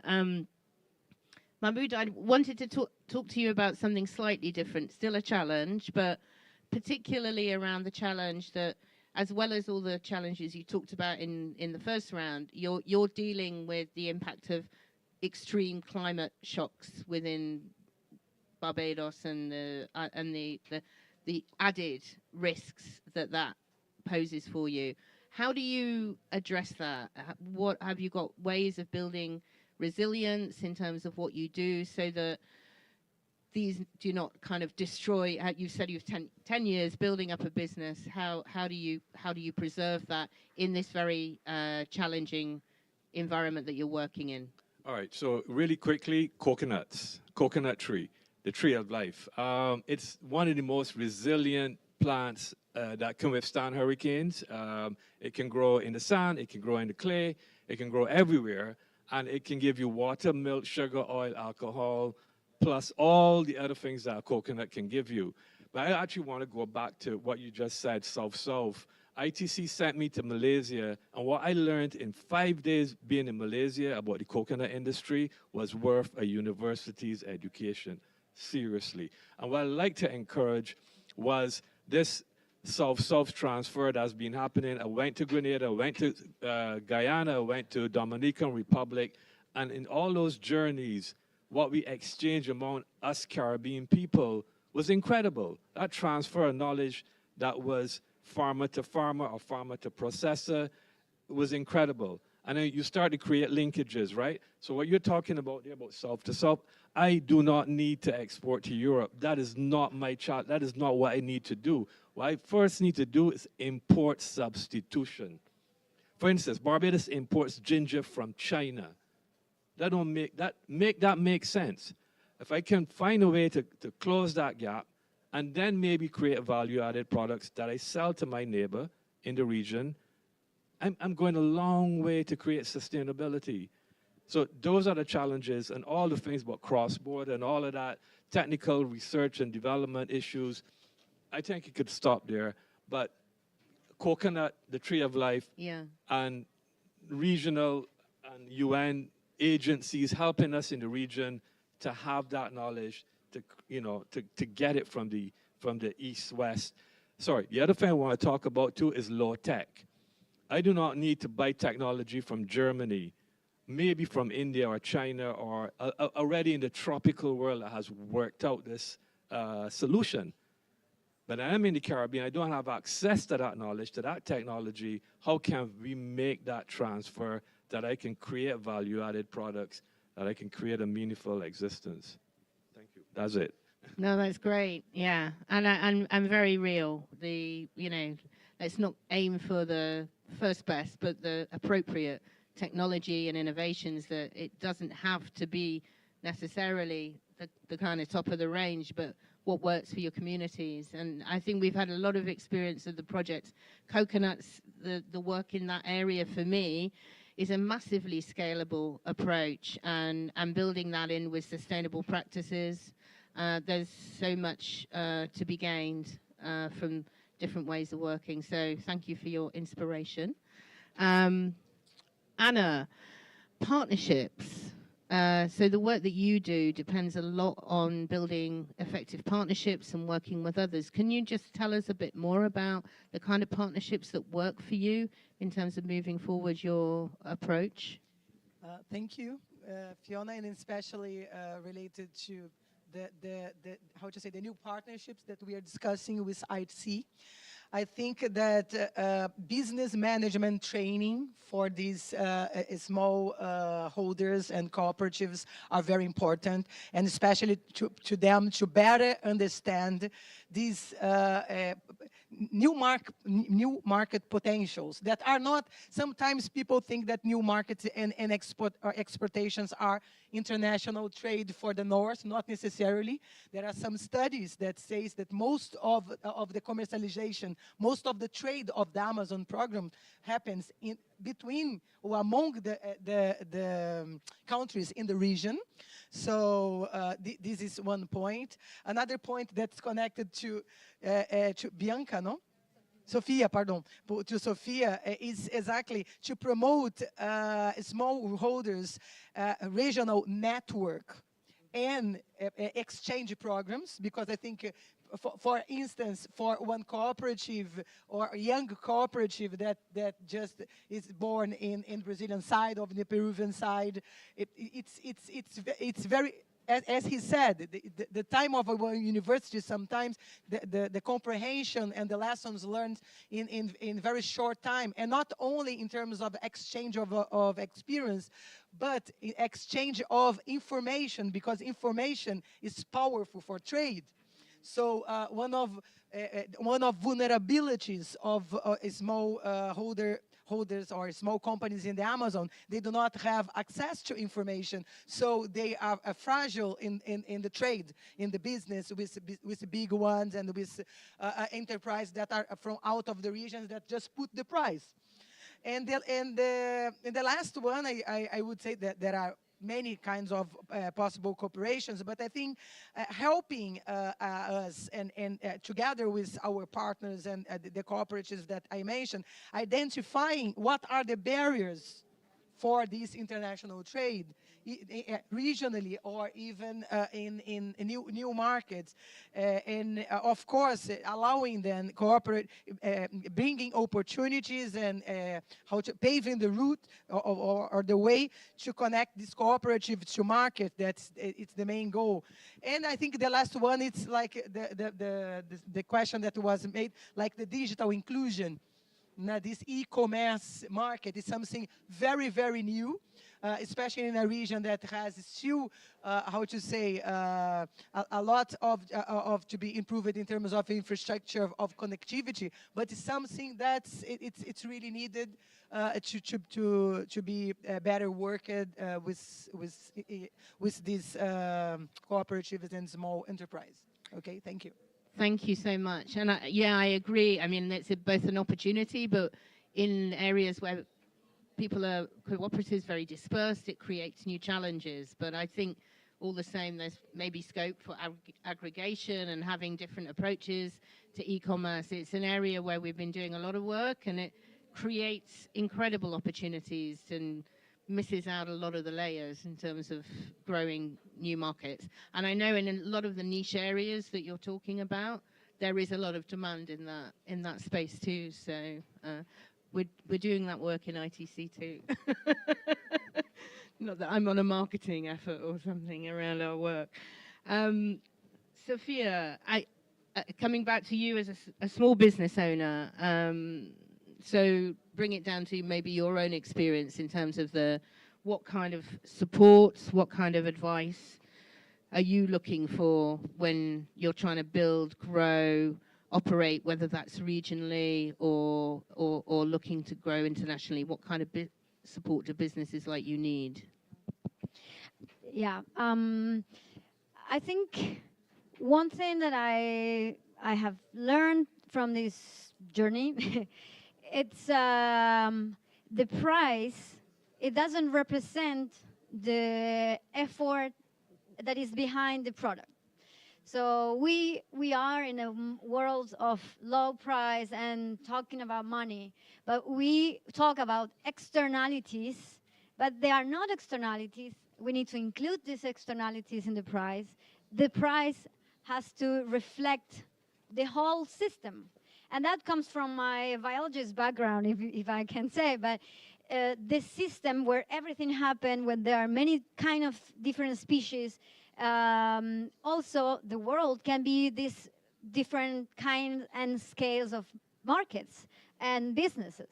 So could be huge businesses, but also small and medium size. And not everyone has to be following the grow, grow, grow.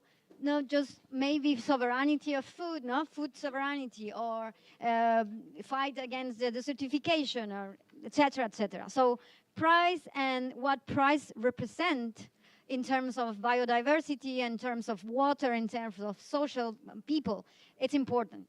And it's difficult. And I sell my products in a price that not everyone wants to pay. And that's another thing. Education of the market. I don't know who talked about that, but I was fighting for the local market for all these 12 years, but local market, I was educating my market, and nobody was paying me for that. And that was really expensive for me in terms of time, in terms of marketing, in terms of many things. So now I have to open and be more international, but I don't want to be dependent on this international market. So that is another thing. This education that I don't know who belongs to, maybe to governments, maybe to TikTok, I don't know. And I agree with these two sides of technology. Like digitalization can be a very powerful tool for education, no, as I'm telling, and also for traceability that Chantal was mentioned. It's really important. But also low tech, as Mahmoud says, it's really important. In my country now, everyone is like, oh, the tech companies. I have a beautiful lab, super top, but I need to carry 70 kilos of castaña of Brazil nut in my bag, and a 3D print is not going to solve that. So these things are, I think we need We to... have to put them in perspective. Yes, Yeah. to mix in an equation. No. Yeah. Well, thank you so much. And many thanks to all the panel. We have run out of time, but I would invite the audience, if they want to ask questions, to approach the panel afterwards, and please do grill them and wish to find out more. I think it's a really hard discussion to sum up, but again, I mean, I was really excited about moderating this panel because I just think this is such a new, exciting area of work. We need to do more. This has the opportunity to both add to address climate challenge, build the ecosystems, rebuild the ecosystems, facilitate trades, facilitate livelihood development in many areas, but it's not straightforward. And I think maybe a kind of a bigger challenge around is this, the one that you're almost saying, who pays for this? You know, that we actually, there is almost an education of the consumer and also of the buyers in international markets to say, okay, this is something that is really adding great value. We must invest in it. We must invest and grow. And there are many consumers out there, I believe, who are prepared to pay for these products. I think it will become more normal. But that we need to help you on that journey, that there are a lot of challenges, and also the models you're talking around diversification, having different approaches, appropriate technology.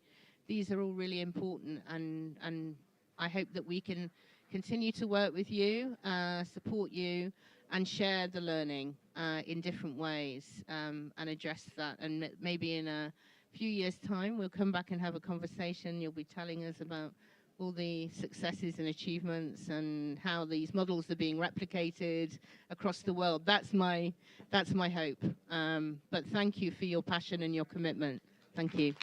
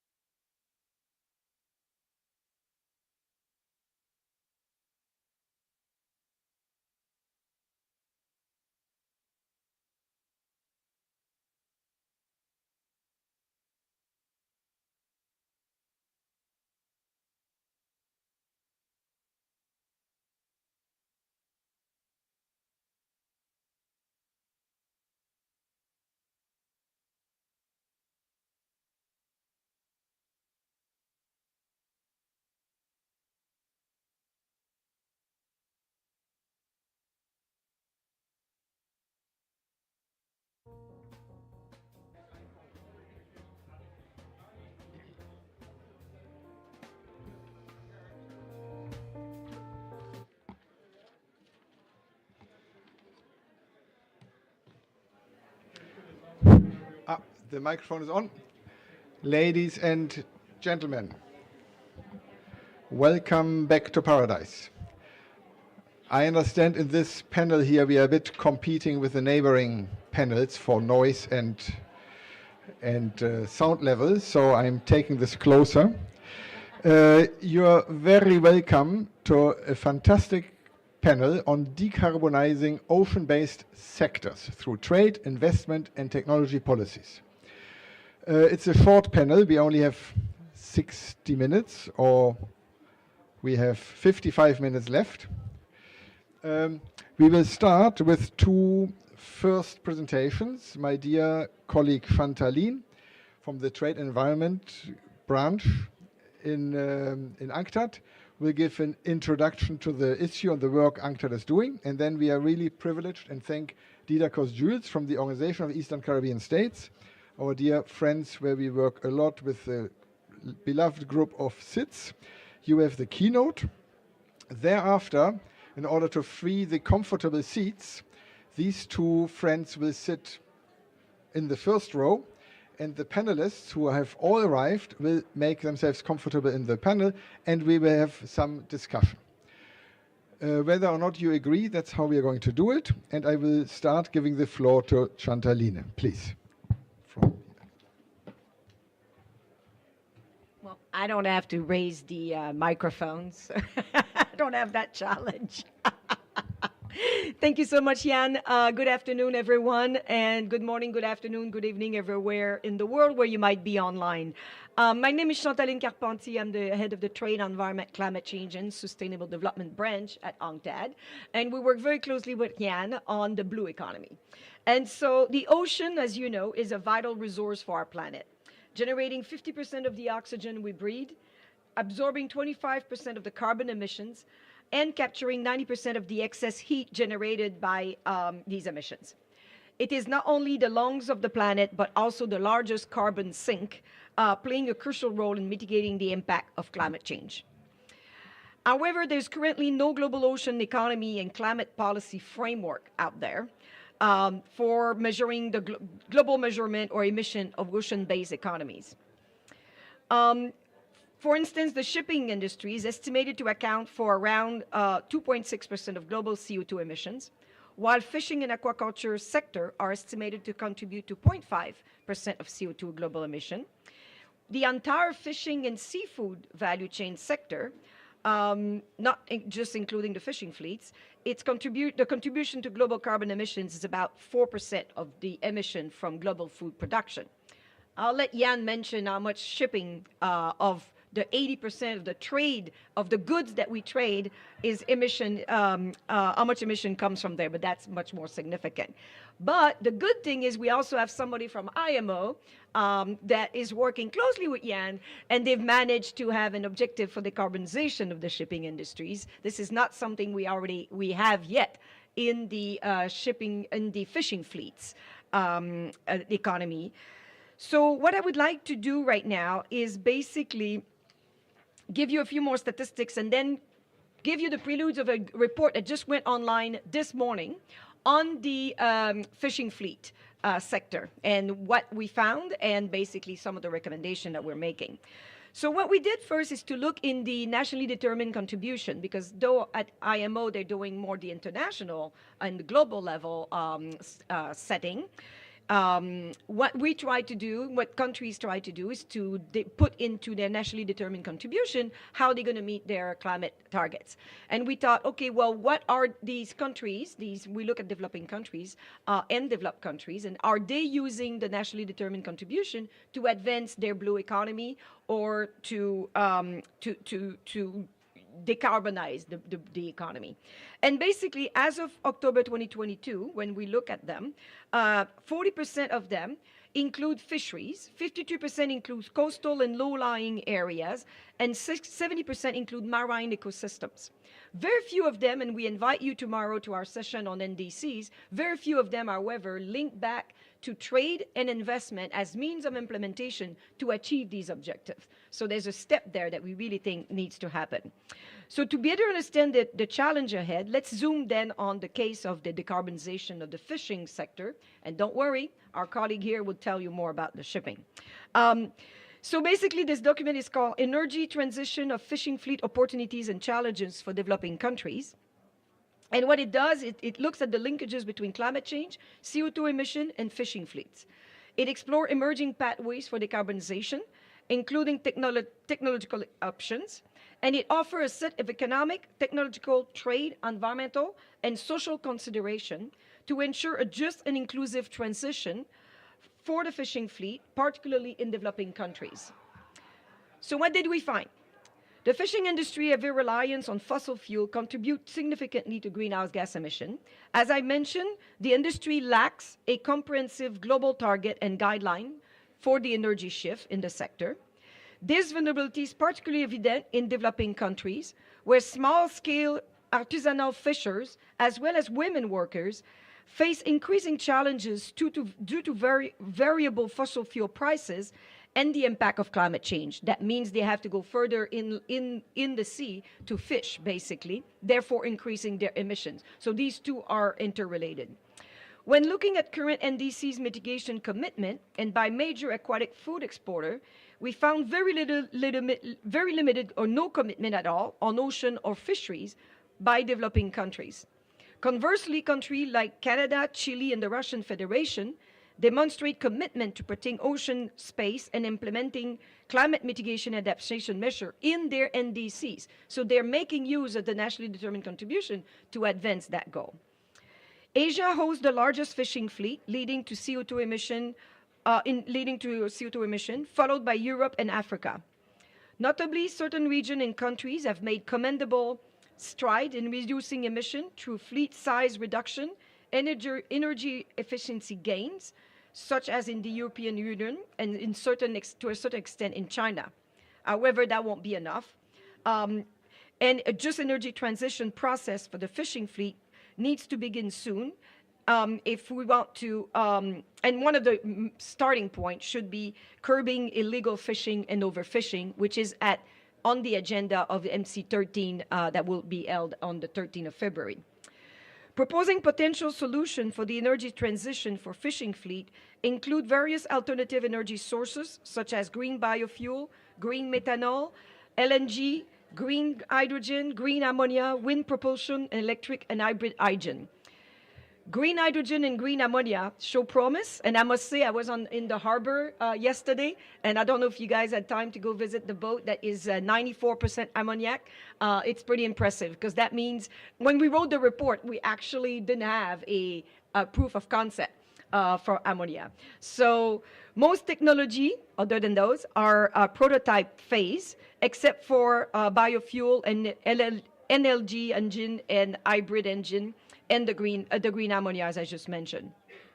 And each alternative has its challenges and opportunities, and more research is needed for the fishing fleets, but also for the bigger boats, typically. So in summary, most of the cleaner energy technology are not yet fully developed and at commercial scales, and will imply significant costs for their application and widespread adoption for all participants in the fisheries value chains. And UNCTAD is planning a roadmap to help with this decarbonization of fishing fleet that include developing and implementing comprehensive national mitigation and adaptation plan for the fisheries sectors, prioritizing the just energy transition that involve all stakeholders along the entire fishing value chain. We're having a new round of NDCs coming up, and so we want to make sure that in those NDCs, these are incorporated. Establishing a globally harmonized system for data collection, monitoring, and reporting of fishing fleets emission, adapted to small scales and artisanal fisheries. Exploring and adopting sustainable fuel options from circular economy practice, such as transforming fish waste and seaweed into biofuel or biogas for fishing vessels. Such a transition implies retrofitting or adapting new engine, vessel design, efficient fishing practices, and adequate port infrastructure. And my colleague will tell you what's the chicken and egg challenges for the port infrastructure that we're having with the fuel change here. We also, fourth, will be incrementally phasing out and ultimately prohibiting fossil fuel-based subsidies we will help push for that, to phasing out of fossil fuel-based subsidies to the fisheries sector under the WTO. And finally, ensuring that effort to reduce the fishing fleet emission must be accompanied by effective stock and ecosystem management and restoration, particularly in developing countries, LDCs, and SIDS. So Jan, with this, I pass it on to you.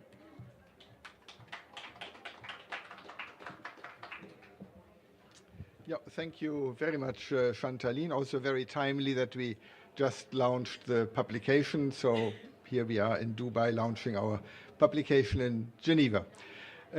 Yeah, thank you very much. Didakos Jules from the OECS. You are our keynote speaker from the perspective of the Caribbean islands. If you want to come over here. Thank you. Thank you so much for joining. Thank you. Thank you very much, colleagues. And I want to thank Chantaline for placing it in context. The importance of the oceans to us all, I think, is well established. The one statistic I would like to add to our opening remarks is the fact that the oceans cover 70% of the Earth's surface, and therefore they play a critical role in climate resilience, acting as carbon sinks, as we've heard, and regulating global weather patterns. So the protection is essential to us all, but particularly for us in the Caribbean, the Eastern Caribbean islands. If you look at a map of the Latin America and the Caribbean, is that chain of islands like an arc across down from Florida, going down to the tip of South America. The issue of the ocean economy decarbonization cannot be addressed in isolation from a holistic approach to ocean sustainability.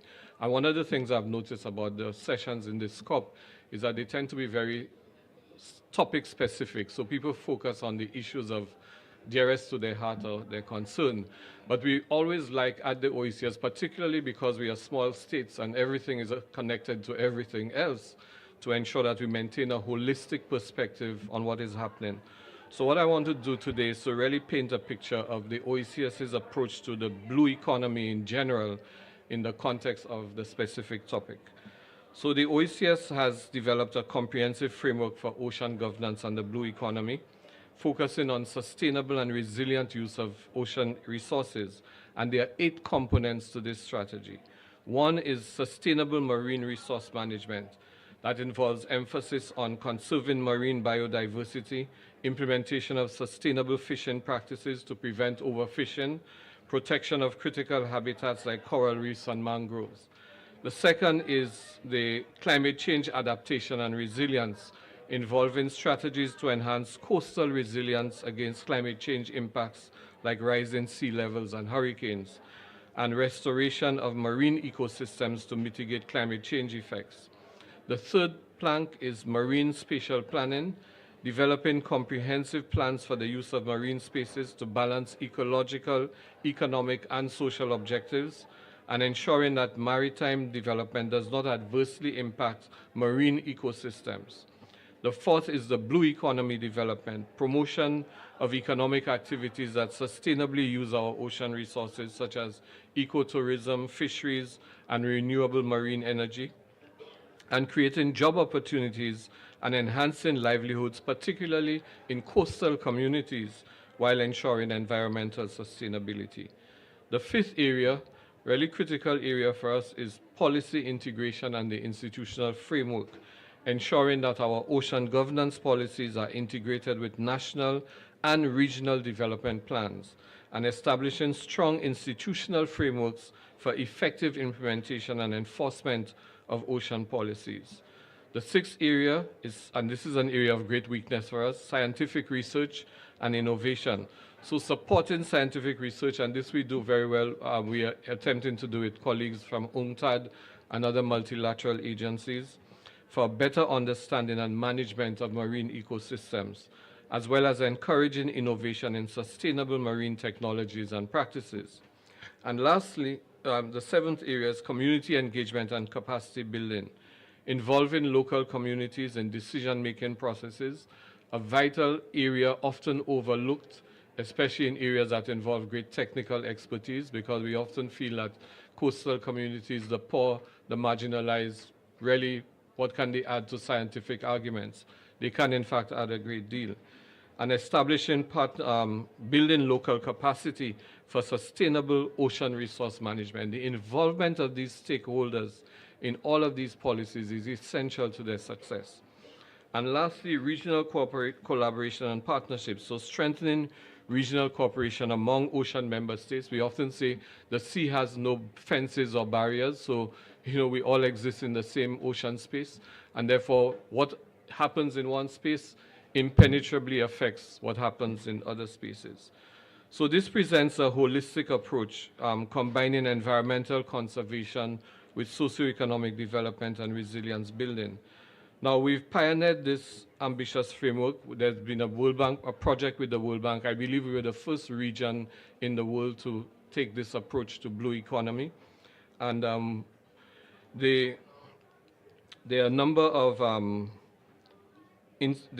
areas that we are insisting on. Firstly, on sustainable marine resource utilization. The OECS framework prioritizes the conservation of marine biodiversity, ensuring the longevity and health of our ocean ecosystems. So in that respect, we are promoting sustainable fishing practices, safeguarding against overfishing, and ensuring the long-term viability of fish stocks. And that approach extends to all facets of marine use, from tourism to energy, advocating for practices that not only meet current economic needs, but also preserve the ecosystem for future generations. Secondly, addressing climate change resilience, recognizing the critical role of oceans in mitigating climate change. Our framework emphasizes the restoration and protection of vital ecosystems like coral reefs and mangroves. And these efforts not only enhance biodiversity, but they also bolster coastal defenses against the increasing threats of sea level rise and extreme weather events, safeguarding our communities and livelihoods. The framework seeks to build a robust and adaptable infrastructure and community resilience, preparing the region to face the evolving challenges posed by climate change. Now, in terms of mitigation initiatives within the blue economy, the framework's pivotal efforts to reduce environmental impacts through sustainable marine practices. And this approach involves several things. One, promoting sustainable fisheries, so implementing regulations and best practices to prevent overfishing. Secondly, combating marine pollution, and our colleagues spoke to that. Rigorous measures to be put in place to reduce pollution, including minimizing plastic waste, managing hazardous substances, and so on.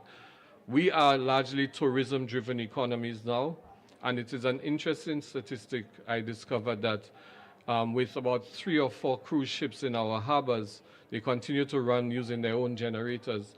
They produce as much carbon in a 2-day stop in any of these ports as we use over three or 4 months, as we emit over 3 or 4 months. So that transition, especially of the cruise industry to sustainable greener fuels and so on, is going to be essential for us. But importantly, that problem also provides us with opportunities, because imagine if we were able to, as some countries are now doing, go into geothermal energy and solar-powered energy, that these cruise ships, while in harbor, can switch off their generators and plug into a green national grid. Not only would that make our grid more economically viable, but also it would have a huge impact on the environment. So eco-friendly maritime transport is another critical thing, encouraging the adoption of green shipping practices to reduce emissions and prevent ocean contamination, and renewable energy initiatives, as I've spoken about earlier, like geothermal, wind, and tidal power. Now let's identify some specific examples of how the OECS framework incorporates eco-friendly fishing methods, combats marine pollution, and promotes green maritime transportation. So in terms of eco-friendly fishing methods, increasing use of fish aggregation devices, FADs. These devices attract fishes, making fishing more efficient and reducing bycatch and habitat damage.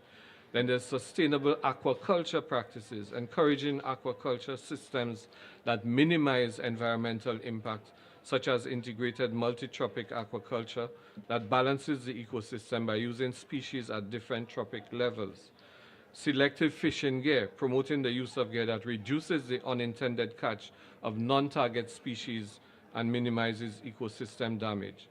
On the front of combating marine pollution, marine litter campaigns, initiatives to reduce plastic waste in the ocean, including beach cleanups and public awareness campaigns about the impacts of marine litter. And by the way, that can't be separated from the problem of plastic pollution on land, because as small states, every plastic bottle that is dumped on land ends up in the sea. Oil spill prevention and response, implementing stricter controls on maritime activities to prevent oil spills, and establishing rapid response teams to mitigate impacts in the case of an incident. And then wastewater management, being enhancing treatment facilities and practices to prevent sewage and other pollutants. Then the third area is green maritime transportation, fuel efficiency measures, promoting the use of more efficient engines, particularly with small fishermen, and hull designs to reduce fuel consumption and emissions. Alternative fuels, as you've heard, the use of cleaner fuels such as LNG to power vessels.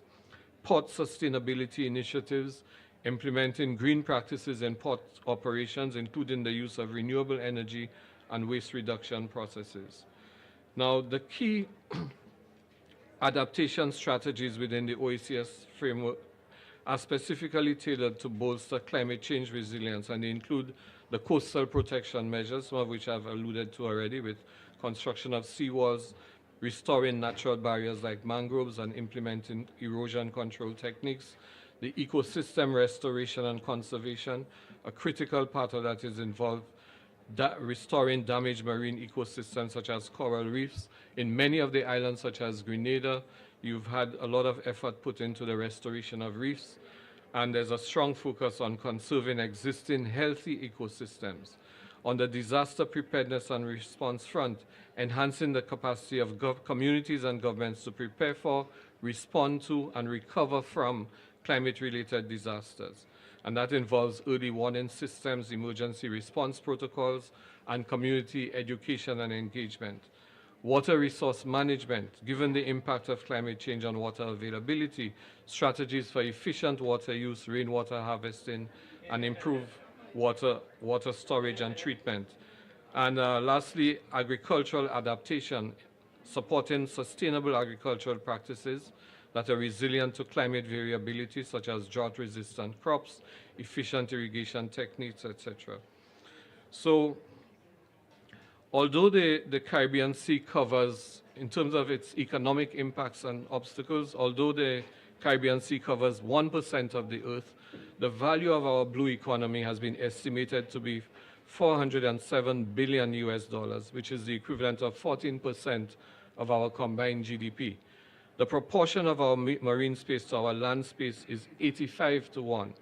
So the blue economy employs up to 30% of the labor force, and in 2012 it was estimated that fisheries and aquaculture generated $5 billion US and 1.9 billion respectively. Other industries that constitute part of our blue economy include tourism, 447 billion, oil and gas, 40 billion, and shipping, 311 billion.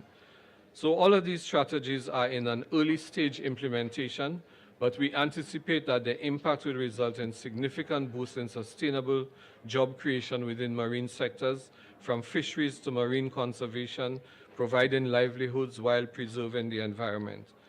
The ecotourism front is vitally important, as I mentioned, because of the importance of tourism in our economies, and that too is poised for a remarkable increase, attracting visitors to the region's pristine marine environments. Dominica has provided a perfect example of this with the recent, just last week, the establishment of a whaling sanctuary for the endangered sperm whale, spanning 300 square miles off its west coast. These sectors not only generate income, but will foster community development and environmental stewardship, showcasing it. So these essentially are what we are attempting to do in the OECS, and it is vital that we learn from other experiences, particularly in other SITS environments like the Pacific, and also benefit from the scientific research being done by many of the institutions represented here today. So we look forward to deepening that partnership on that front. Thank you.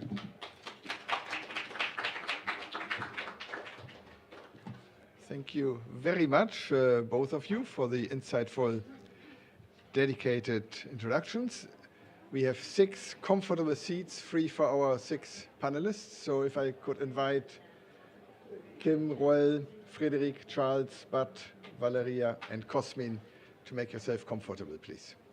And I'm actually not sure if Kim is here. So the people who are here may have just been given 1 extra minute. It is a short session. We had really interesting, insightful, comprehensive introductions. And we'll now look at the blue economy, the ocean economy from different aspects, public sector, private sector, investors. We have international organizations, we have the shipping, the tourism, the food. So as we have exactly 30 minutes left, 30 divided by 5 is 6 minutes each. I trust you to be precise. You have, I hope, received your previous questions. So we go to the point and provide really a very nice, comprehensive overview of all these different aspects to our participants in the room, but also online. And this meeting is being recorded. So think carefully. It will be recorded what you will be saying.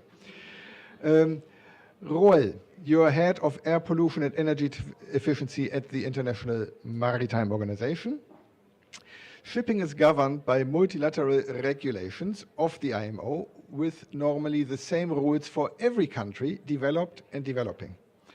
How does the IMO consider special needs of more vulnerable and less developed countries? Thank you, Jan. Is this on? I think it was on before you touched Okay. it. And, okay, no. I'll go again. So that's another minute of my time. But thank you very much, and a very good question. And I think the previous speakers highlighted indeed the importance of involving the voice of the developing countries in the international framework. And IMO, like UNCTAD, is part of the UN family. So having the voice of the developing world, of the global south in our regulatory discussions very present is very important for us. And IMO is primarily a regulator, the regulator for international shipping. And so I think the voice of the developing countries is very important in the regulatory discussions. The regulations IMO develops and adopts are adopted through consensus, meaning that we really want to involve and achieve an agreement among all the countries that are present in the IMO in order to have a rule set, a global level playing field where everybody is part of. Once the measures are agreed, they indeed apply universally, not without any favorable treatment. There's no discrimination based on flag or ownership of the vessel. It really applies universally. And in order to have that, we need consensus in the decision-making process. So developing countries really have an important role there. Now, last July, IMO adopted on its new greenhouse gas strategy, and in that strategy, which was adopted by unanimity among all the governments, and that is, I think, unique in a multilateral agreement, that we had that unanimous decision of all governments supporting and signing up to a net zero target to be achieved around 2050. That target, or that strategy, also outlines and refers to a transition for shipping that needs to be just and equitable. And we don't just want to have that as a buzzword in our strategy. Now that we're going to implement the strategy, we really want it to be just and equitable, meaning shipping needs to continue to serve global trade, connecting the global south with the global north. So we're looking in the implementation of the strategy into creating opportunities for the global south in renewable energy production, in retrofitting of ship, reskilling seafarers from the global south to be all part of the energy transition in shipping. And we have a number of regulatory discussions ongoing within the IMO. Again, I think we work very hard to have the voice of the developing world in those regulatory discussions represented, and we do that together with you, Jan, by having an impact assessment process that really looks in what IMO is going to do in terms of regulatory measures for the shipping industry, that the impacts of those on trade for developing countries are assessed before we adopt those measures that then will become part of our global rule set. So I'll end there. Very important for us to have the voice part of the regulatory discussions, so to continue to have a global level playing field for shipping. Thanks. Thank you so much, Roel. Let me stay within shipping and go to Bart Dar, Executive Vice President, Maritime Policy and Government Affairs at MSC Group. Always happy to see you here in Dubai, while our offices are both in Geneva. Thanks for coming. But environmental regulations make your, MSC's, operations more expensive. Why are you in favor of more stringent regulations and possibly even a levy on carbon emissions? Yeah, well, thank you, Jan. And a very famous statesman who just died last week once said, what questions do you have for my answers today? So don't worry about which questions you're going to ask in what order. So our company is unique. We are the world's largest liner shipping company. We are also the world's third largest cruise line, among many other shipping-related enterprises around the world in 155 countries with about 200,000 employees. So pretty much all the challenges that are being faced by the entire industry internally within our company, we're dealing with all that too. And I believe both the cruise sector and the liner shipping sector will decarbonize. I think without any additional regulation, I believe they will decarbonize. But where regulations are really important is if they are properly constructed, they will help accelerate the pace at which that happens. And whether they're properly constructed or improperly constructed, and I've seen examples of both, they will either broaden or limit the options we are available for the future molecules that we need to actually decarbonize. Because at the end of the day, it's not about sound bites, it's not about statements, it's not about photographs and artist renditions of what ships are going to look like. It's, did we actually decarbonize? And I'm here to tell you, there's a two-legged race going on right now between the technology that's required on board our ships to be able to effectively and safely use the new fuels. And then the second leg of the race is for the fuels. And right now, the technology side is winning the race by far. At the end of the day, it's about the fuels, because there are a lot of ideas out there, but none of them will really get us where we need to go. And the industry's been calling for net zero for 2050 to be the target for a couple of years now. So we welcome the latecomers to the party. We want to get there, but we're not in the fuel production business. So we really need help, and regulations on the upstream part of that, maybe beyond what IMO is capable of reaching, are really critically important to stimulating the development and the delivery of those fuels, including creating a midstream that right now doesn't even exist. And then I'll make one last comment and yield back my time, which is unusual for me, that there are operational measures that can be taken today. And there are some that are very good ideas that we support, like voyage optimization or just-in-time arrival, because frankly, nothing's dumber than a ship to race across the ocean and consume disproportionate amounts of fuel to only sit at an anchorage and wait for 20 or 30 days. I mean, that's just dumb. We ought to be able to eliminate that. But then there are also ideas that are bad ideas. So for example, those that think that taking a shortcut through the Arctic Northern Sea routes is a good idea towards decarbonization, I don't think have assessed the risk properly. And I can tell you, our company has taken a strong stand and will continue to take a strong stand that the answer is not a shortcut there. The consequences of getting things wrong there are too high for some short-term gain, and we think it's really important to look at the big picture is, let's really decarbonize and get the fuels that we need to make the transition and not take the additional climate and other risks that come with trying to cut miles off the voyage in that way. Excellent. Thanks a lot, Bart. And you mentioned cruise ships. Now I'm, as moderator, getting the link to the next speaker, the tourism. Frederick, you're a special advisor to the United Nations WTO, World Tourism Organization, Secretary General on Climate and Ocean Action. Coastal and maritime tourism is the largest ocean economic service.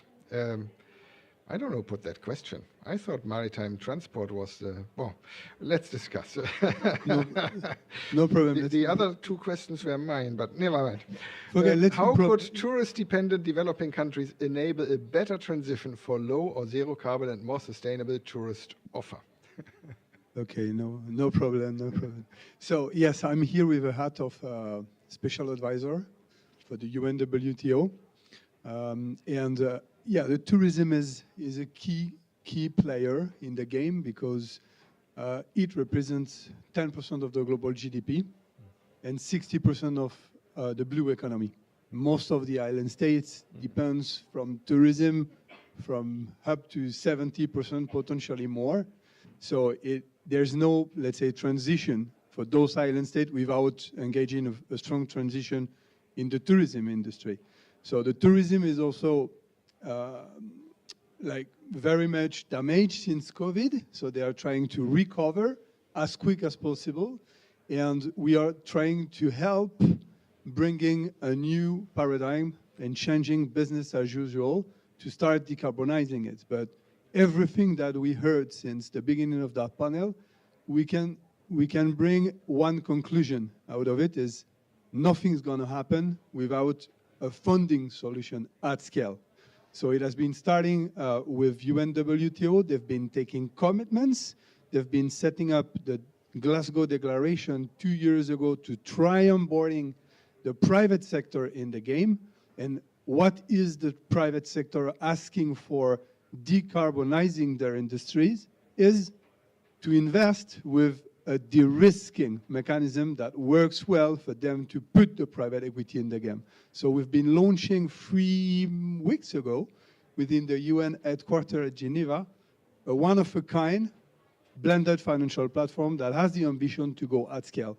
So the idea behind is to help UN at, let's say, UN globally to develop a new blue carbon market with all of the metrics, the science behind, the bulletproof multi-certification process to make it strong and harmonized, not to reproduce what has been done with the green. And this is a new revenue sources. This is not debt, this is not equity, this is a crazy possibility for island state to value the protection of their oceans and to make a lot of revenue out of it. So the idea is to use this new revenue sources, which is estimated multi-billion a year, and to reinvest it as first loss, a de-risking tranche, within their own circular economies of the transition. And this amount, which covers the first loss, is then unlocking the private equity to jump in. So UN now, from WTO, is also working on the setup of a UN net zero facility, where here again, the player of the private sector can play a significant role, like adopting I don't know, $1 offsetting compensation paid by the customer for every night in a cruise ship, or $2, $3 per containers. At the end of the story, makes a grant, a viability at scale that can de-risk again and bring the multiplicator effect of the private equity to help funding that transition. Thank you so much, Frédéric. Looking at the funding side, if we have time, maybe 1 or 2 discussions on that funding towards the end. Valeria, you are partner and co-founder of Green Square Ventures. I hope I pronounced this more or less correctly. In your experience, what are the prerequisites for attracting investment in the decarbonization of ocean-based value chains, as well as for climate adaptation and resilience solutions, particularly in developing countries, from your funding perspective? Thank you very much. It was a very interesting question because when you're looking at the ocean economy, very rarely you really truly think of decarbonization, even though I'm glad that there is a lot of work around shipping. So we have a climate adaptation fund located in the global south, specifically looking at ASEAN.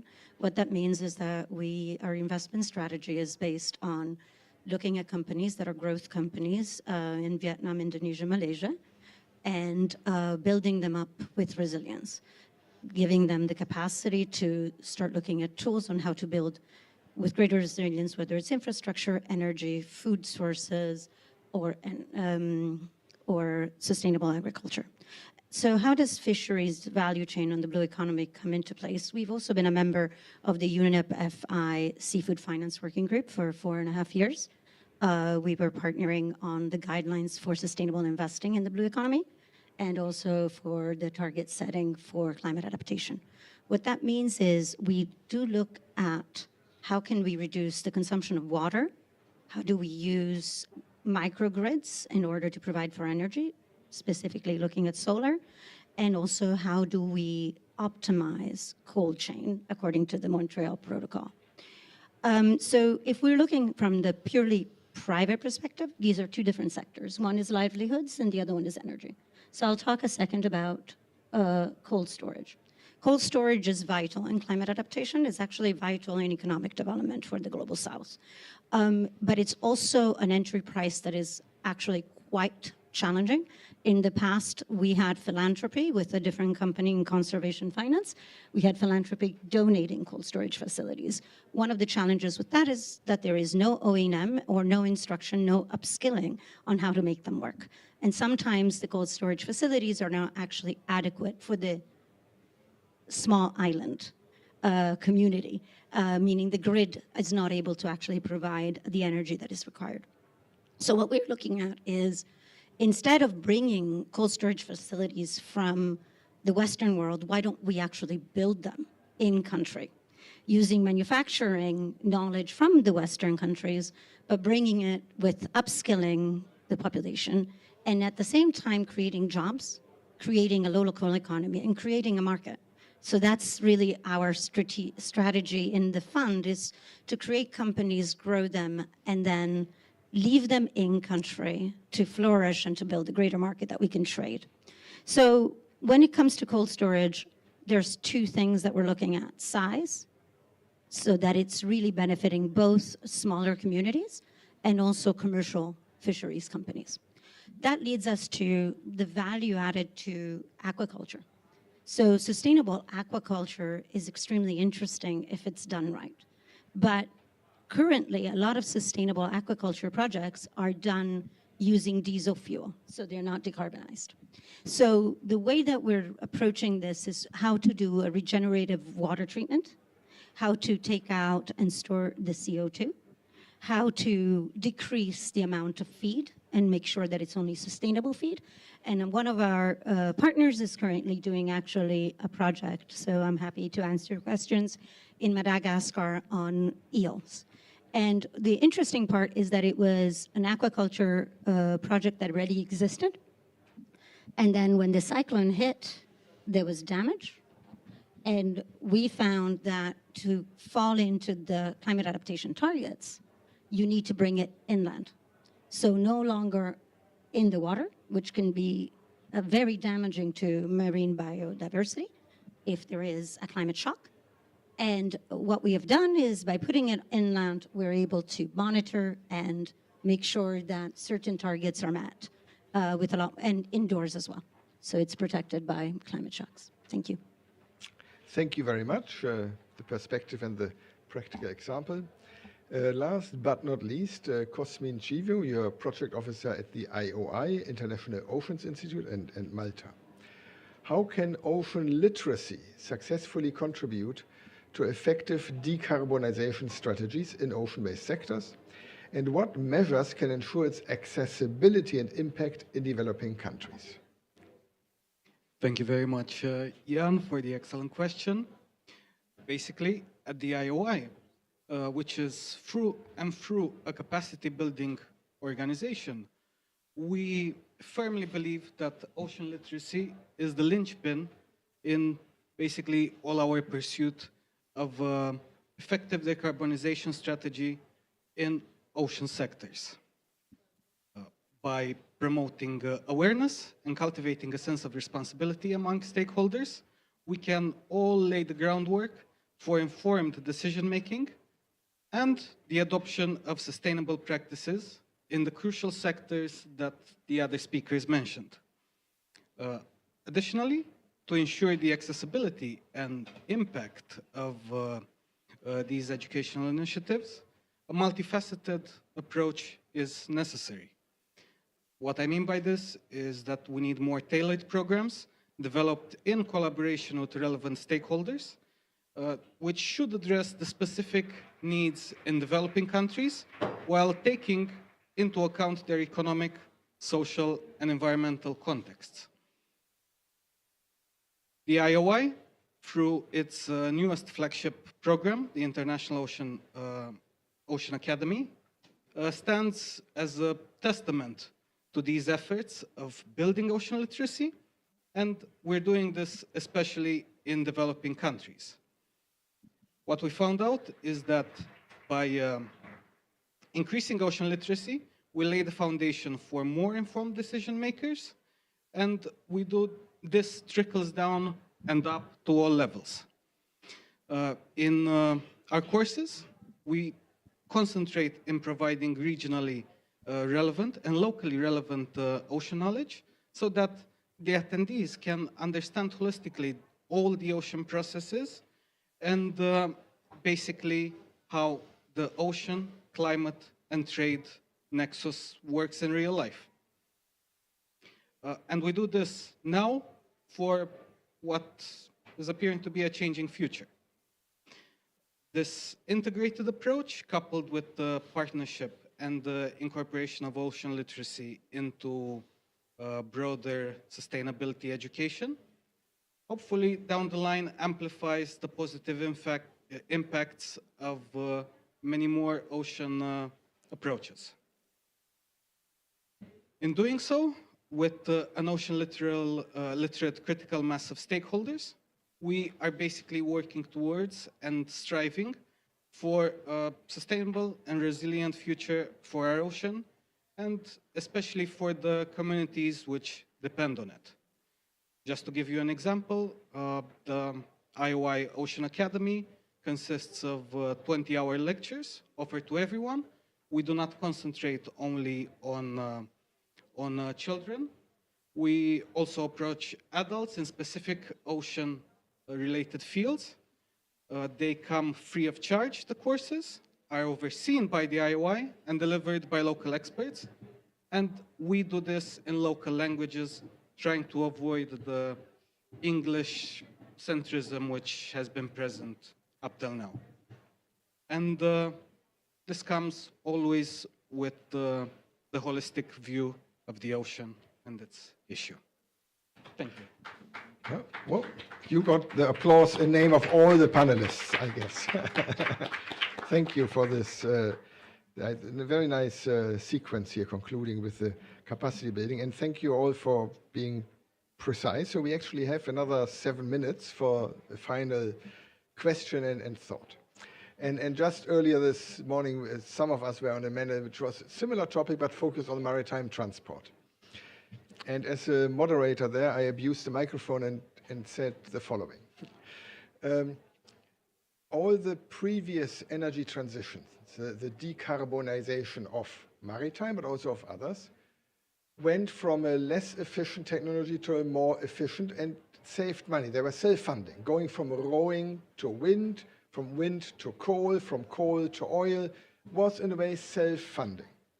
And the next transition, initially we might think it's not self-funding because the alternative fuels we are thinking about, they were mentioned here, they are more costly, they are less energy dense, they require more volume for the same energy. However, if we include total costs, if we internalize external costs, if we make the polluter pay for all the costs, then this energy transition, this decarbonization of all ocean-based sectors should also be self-funding. For me, now the economist hat here, it boils down to assigning a price, to ensuring that the total costs are covered by those private sector who make these investment decisions. That's my thinking from economist maritime transport perspective. So it's one of these horrible questions from the podium. Somebody makes a long statement and says the question is, do you agree with me or not? But that's basically your moderator's question. And I mean the Royal and Bud, we had this morning. I would be curious to see how would this be seen in tourism or in fisheries, if that makes sense, or how you see how to pay for the transition. But we can also, maybe we start. Bud, you have the microphone already to respond to this question. And then, so Bud, and then I see Frederic. Yeah, I'm happy to respond, and for a couple of reasons, and one of which is, I mean, this is something we're actually facing today. Although the fuel is not available for us to make the energy transition, we are subject to regulations today that have direct costs, which in the absence of a true decarbonization solution, really just function like a tax for the time being. And, there's some merit to having a tax, although I really urge the regulators to stay away from that term. It's very polarizing between governments, and it may actually impede them getting to the end state they need here. But, I mean, let's face it, we're not operating ships, whether it's our cruise ships or whether it's our 800 or so cargo ships, just because we love ships. Because believe me, we do love ships. You don't work at my company unless you do. Right? But we operate them because the market needs us. And whether that's the tourism market and we're offering something that's needed there, that's discretionary and would be substituted with something else discretionary, or it's a vital conduit for trade, because ultimately our 800 cargo ships, that's what they're doing. I mean, they're the blood vessels which trade flows through, 90% of it worldwide. Ultimately, that's got to cost. It's going to cost me more money to drive my car. It's going to cost me more money to heat my home. It's going to cost me more money to feed my dog and my family, and frankly, they're about the same thing, plus my wife. Why would it not cost more money to ship a 40-foot container? Or to take an airline flight or whatever. So ultimately, those costs have to find their way back into the market. We're trying to do that right now, and what I would urge regulators to be very cautious about is the how. I mean, we're right now dealing with a situation where we have a cost imposed in Europe in the way of a tax, but yet we've got our largest export consumer, China, saying you're not allowed to impose a charge to recover that tax. And so we all need to get it in balance, and I think a global solution is part of it. And if I could just make one more comment, you'd highlighted cruise, and I wanted to make sure everyone's aware. I mean, when we're talking about ships, it's not like it's ships and then cruise isn't part of it. Cruise is part of it. So both in Europe as it is today, and the economic measure or element that we expect to be in future IMO regulations will apply to the cruise sector already. And I cannot realistically envision an outcome from IMO on that, following up on Roel's comments, that doesn't include an element of distributing those revenues to developing countries for various climate-related reasons. So I think it's there, and I don't think you want to carve out cruise separately. I think you probably end up with a net benefit for the environment, net benefit for communities if you keep them inside the regulatory regime globally for IMO. Right, thanks. Yeah, the last point you made was really what is envisaged at the IMO is, so this levy, tax, contribution, whatever name we give it, but at least some of it will be given, as you said, to the developing countries, which is then where the costs already today occur. We had mentioned the SIDS already have the cyclones, they already have the sea level rise and so on. So I think in a way you're confirming that we have internalizing the externalities. We are giving some of the money back to those who are affected, no? Whether we like it or not. Frederic.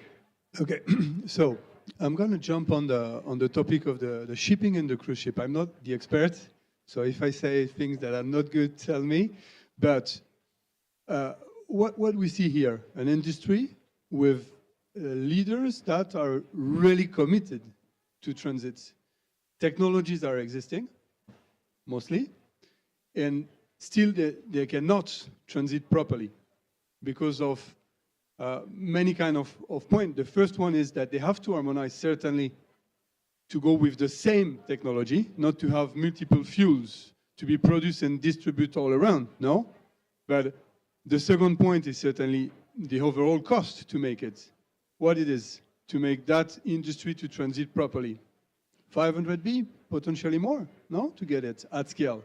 So how to fund it? Nobody is going to put the money on the table unless we have the ability to help in the risk. So if on those 500 billion, if it's an example, we can bring, let's say, 10B per year of blue carbon injected in. If we collect offsetting compensation from the customer side when they travel on airplane tickets, cruise line nights or hotels night, there is roughly 2 billion travelers around the world. If we had a $10 on the cycle through the airplane and the hotel industry that the customer is paying, we have what, another 20 billion coming in the game. If we have a plan of 10 years funding, then the private equity is happy to come because we have de-risked their initial investment for finding the best practices. We have many commitments from Chile, which is to produce the entire green hydrogen for the shipping industry, but they are not accessing the capacity building and the cash to do it properly. So it's here again all about policies, frameworks, and a common blended financial mechanism to make it happen. And I'm afraid I am forced to stop because there are other events coming, other commitments. Really great. You can have, okay. Yeah, okay, good. It depends on so I am happy to continue because that discussion for me is really the one. I mean, we don't have all the answers, I think, but these are really the key questions. How do we get the funding to ensure that this transition happens? No, but you already had the floor. But there we have somebody with specialization in funding. In funding, yes. Or in finding the funds. So I'm going to take a different stance in this, which is going to be very surprising as private sector investor. We need to create new markets. We literally need to create markets in the global south. And that's the conversation. We have to stop getting manufacturing or shipping done in the global north and yes, micro-taxation or offsets, but we literally need to build capacity in the global south. And we have to change our economics models. And I know that there's enough PhDs here, but when we look at all of the RMS, the risk management systems on climate, we always look at the global south and we add a risk perception like we do also on small island states. And the risk perception is tied to a zero variable. The zero variable, which means there is a lack of historical data because it wasn't collected. That lack of historical data, for some reason, that zero variable is not a zero, but is a negative. Why, if we take out that zero variable and we start investing instead equally under an equality concept in the global south? So why are we saying we are looking at partners and investing in growth? Our fund will divest after 8 years. The companies will stay there. We're looking at fisheries. Why? Because it's going to be existential. In the next 12 years, it's going to be existential for those countries. We have to build the infrastructure, they're only resilient.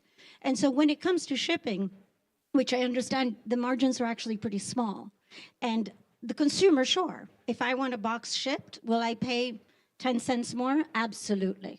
Will the manufacturer pay that 10 cents more? No. But if we move the manufacturing in the global south and we reduce that value chain transmission, because now there's more products that have to go a shorter way, and that's how we are decarbonizing the value chain. We're decarbonizing every place by building and investing in the global south, and the risk is minimal. We have to change our perception. Thank you. Thank you. Good. Anybody wants to insist? The last two have not had their final last words. Well, or, yeah. Final last words. I'll just comment very briefly on the discussions, because also this morning in the panel that we organized together with you, Jan, we heard carbon prices on shipping of around $150 per ton fuel, and or ton of CO2. Sorry, and what we're doing now in collaboration with you, Jan, is to really assess what this kind of impact will have of such a price on the different trade routes around the world. And we heard containers, you talked about your box of shoes, and that is, of course, a very important trade route that we will assess. But equally, we want to hear, we want to look into what is the price of grain imports to countries in Africa. What are the prices of maritime transport cost in the Caribbean? We heard from our colleague about maritime transport in the Caribbean. We know that the prices there will have a much higher impact on the consumer, and will they be able to absorb the same price increases as we can in other parts of the world? So that is, before introducing a carbon price on shipping, we really want to have this right. We want to look into it. There's a commitment from governments in the IMO to introduce a global emission pricing mechanism for shipping by 2025, so 2 years from now. But we do want to know what are the impacts on the global south and whether it will have an impact on trades and on economies in the global south and consumers in the global south. Thank you. And last but not least, the capacity building for all this. Just a couple of words, Jan. Basically, in the last 2 years, since we've been offering the Ocean Academy, we've seen again and again that there's a lot of appetite of people to learn more. And it's finally getting through that what we always hated, the fact that the ocean was split into silos, the silo mentality. Now it's becoming clear that it's all these issues need to be treated holistically, and everybody can play a part. Now, yes, Chantaline, I think we have to conclude. I really want to thank very much the panelists. This, I think, was actually a bit more controversial than we had this morning. This morning I had the feeling we were all agreeing, but here was a bit of discussion of how to get there. Many interesting questions remain, but we will have to do it. I think that's why we are all here, one way or another, and I share Bud's optimism. We will get there, and I'm happy to collaborate in maritime transport with the IMO to make it happen. So thank you all very much, and big thank to Chantaline, David, Claudia for putting the session together. So thank you all.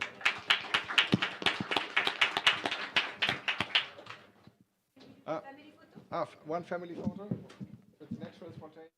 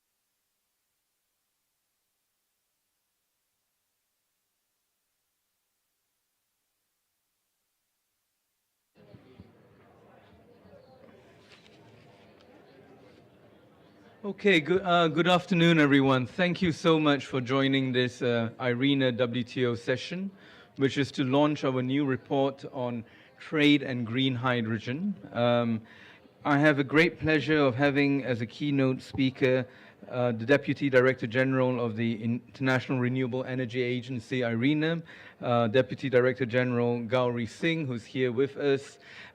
Without much further ado, let me just pass the floor to her. She will deliver some keynote remarks before we get started with the panel. Thank you very much.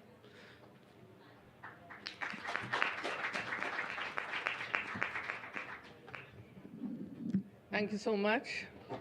Distinguished delegates, ladies and gentlemen, it's a pleasure to be here, and thank you all for being here for this event. And let me start by expressing my gratitude to the World Trade Organization for graciously hosting this joint event at the Pavilion, and also the great collaboration that we've had with the members of WTO, the staff of WTO. What we feel that energy transition is I mean, we've heard the GST, although that doesn't give us a very nice picture, but at IRENA we still think that there is still a window of opportunity which might be closing fast, but it's there for us to achieve the 1.5 degree scenario that got agreed at Paris. And that would require, of course, a lot more of renewable energy, more of electrification, along with energy efficiency. So the cost of renewable energy, as we all know, whether it's solar, wind, offshore or onshore, has been declining very rapidly. And what we're also seeing is that the electrification is all set to grow from the 21% share that it has in the energy mix to about 30% in 2030.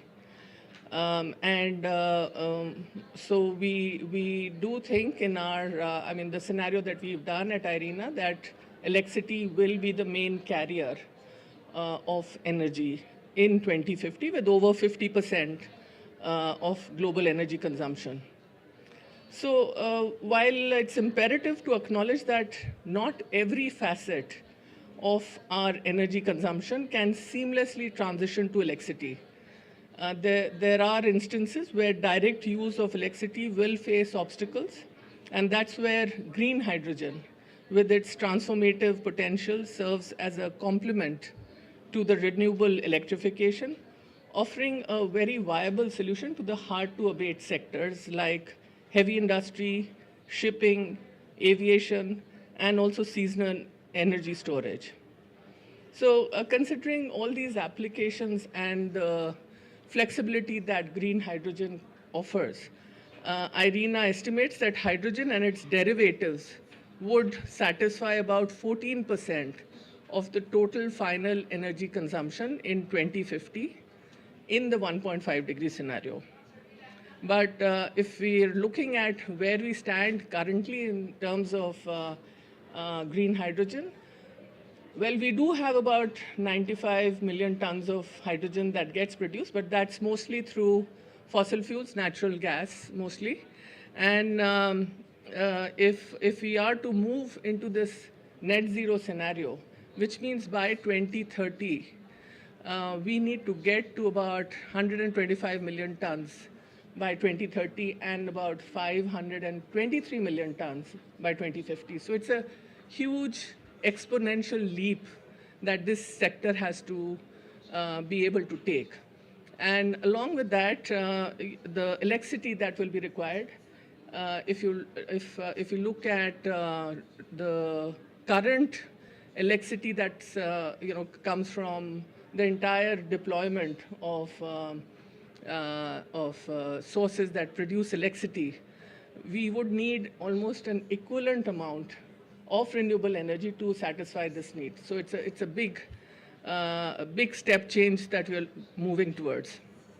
So naturally, when we go into this scenario, plus the electrolyzers, which also needs to We have about 16 gigawatts which projects that are underway, and that needs to scale up to about 230 gigawatts of electrolyzers by 2030, going up to about 5,700 gigawatts. So all this will happen with a lot of investment in infrastructure, but also trade. And which is why this report becomes extremely important, because this has huge implications on how the trade in essential equipment and services required for hydrogen production, transportation, storage, and delivery to end consumers will play out. So I'm delighted that WTO and IRENA have come out with this this joint report on international trade and green hydrogen, supporting the global transition to a low-carbon economy. And as a result of combining this expertise of WTO in trade and IRENA in energy transition, we hope that this would provide a very important guide to countries and other stakeholders, emphasizing the role and the criticality of open, predictable, and coherent trade policies in shaping the development of this sector.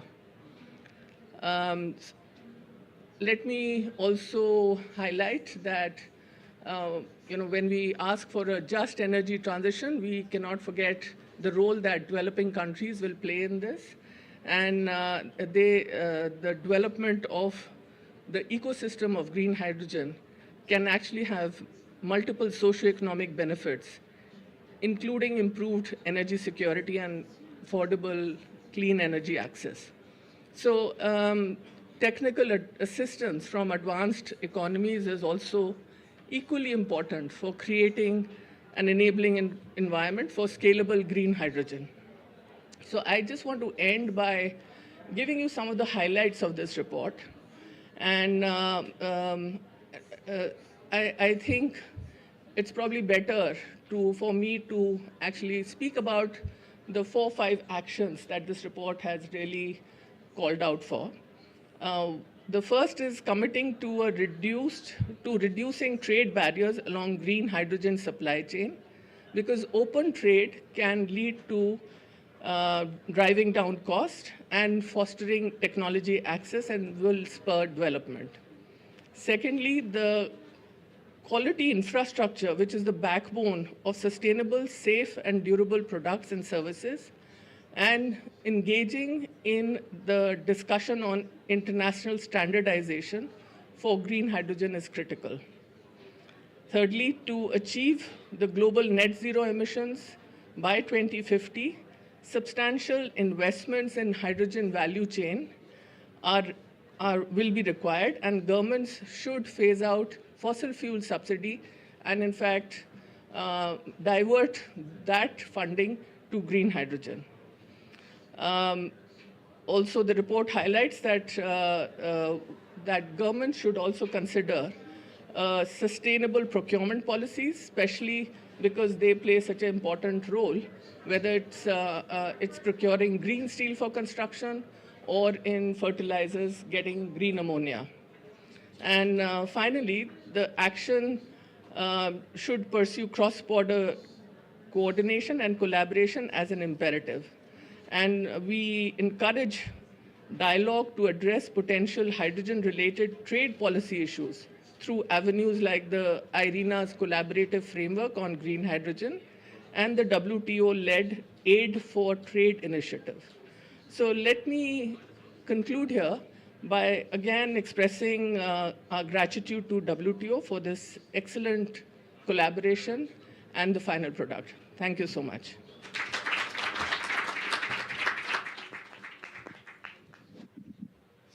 Thank you very much, Deputy Director General, for those remarks. We're going to turn now to the panel.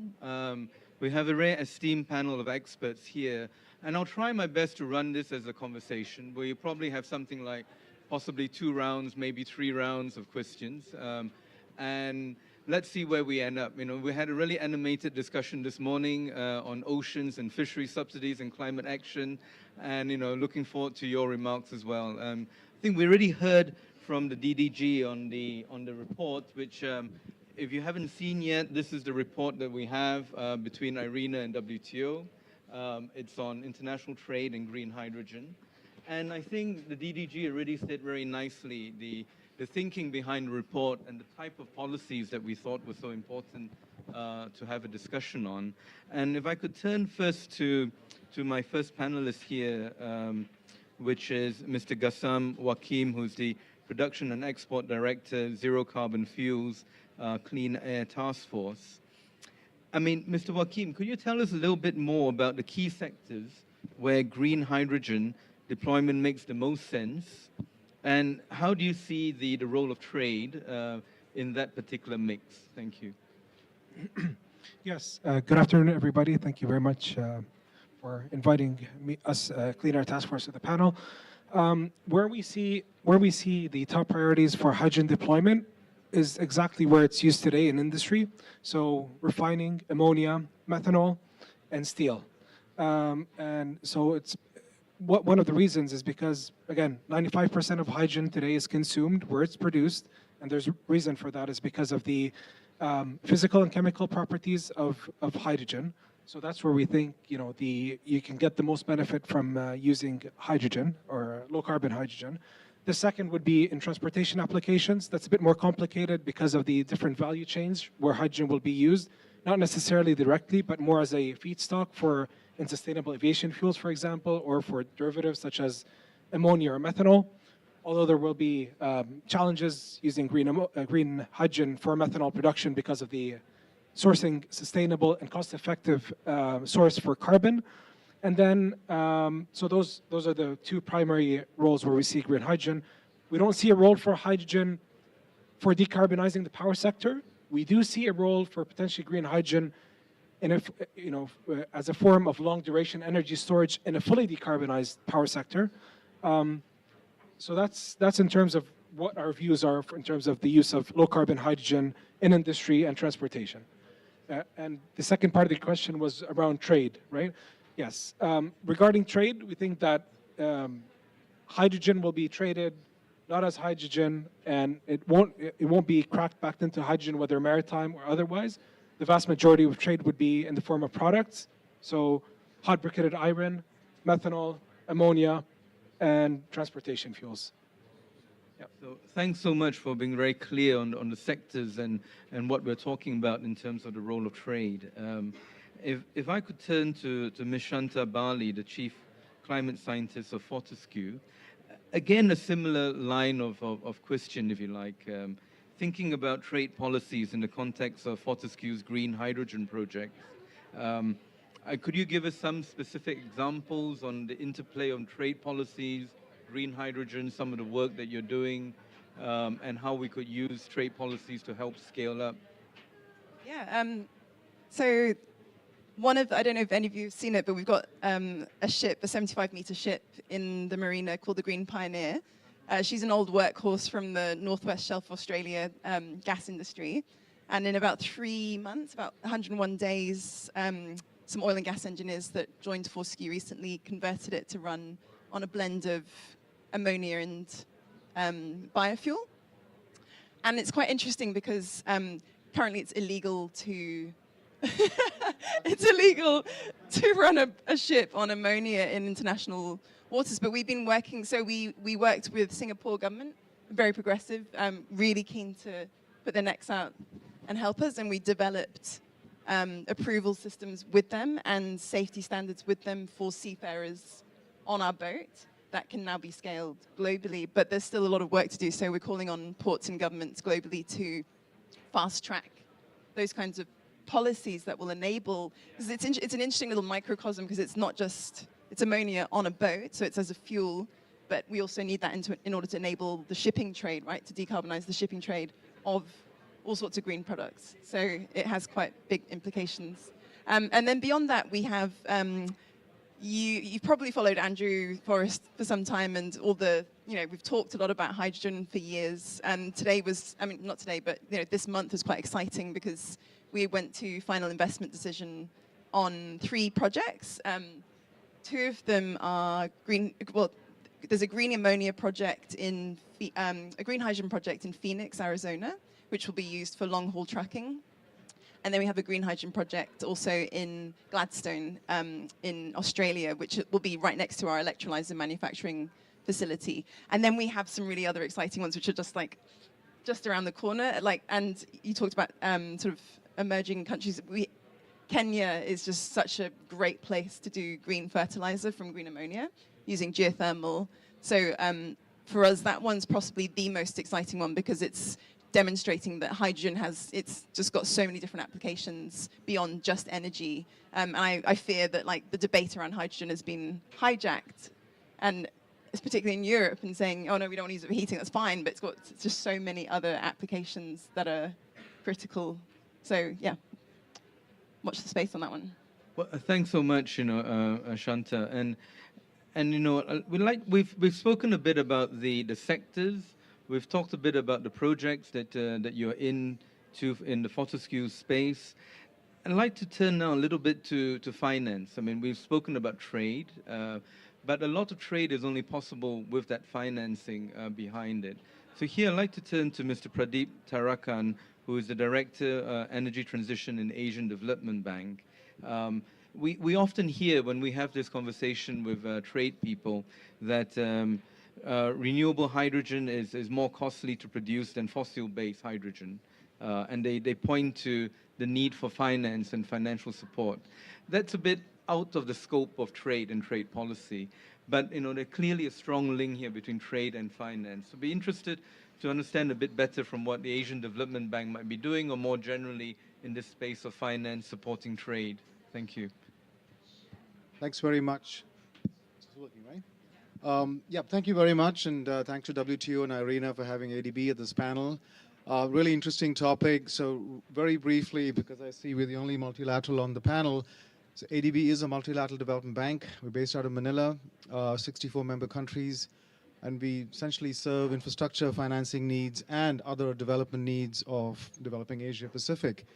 So briefly, there's been a lot of pressure on all the multilateral development banks to step up, make available more financing, to reform the way we do business. And so I could just sort of simplify that into 3 different areas. One is to provide more money. So we've all been stretching our balance sheets to make more financing available. And ADB in particular has announced we've got $100 billion more to deploy of our own funding in this decade, I mean the next 10 years. And we often partner with commercial banks and with other donors. So that is meant to be leveraged 2 or 3 times. Second is our role is to bring to bear blended finance to bring down the cost of capital. I mean, as we know, especially for hydrogen and for many other sorts of renewable energy, weighted cost of capital is really important because these are extremely capex intensive. And the third role we have as a development bank is to really do things that other people aren't doing yet. And so again, this is where hydrogen becomes really important. So we've started to field a lot of inquiries. And I think the way we're looking at it is there are really 3 pathways that we're looking at in terms of projects. The first is the very large sort of hydrogen as a commodity export projects, right? So there's a lot of discussion going on in places like Vietnam, in India on these sorts of projects. And still there is a lot of skepticism around pricing, long-term transport, offtake, the kinds of sponsors, technology risks, the contracting issues around it. So all of that is in that first category of projects. The second is sort of addressing the need for hard-to-abate sectors. And this is, in a way, more interesting for us because this is where you make the hydrogen where it's being used. So refineries, steel potentially, and so on. And in the first case, those are probably going to be more project finance. And so they bring in all the complexity around project finance. The second one, we think probably could be balance sheet based because these are large companies that can actually take on the debt. They've got long history with the credit markets. So that's the sort of conversations we're having. Again, very early stage.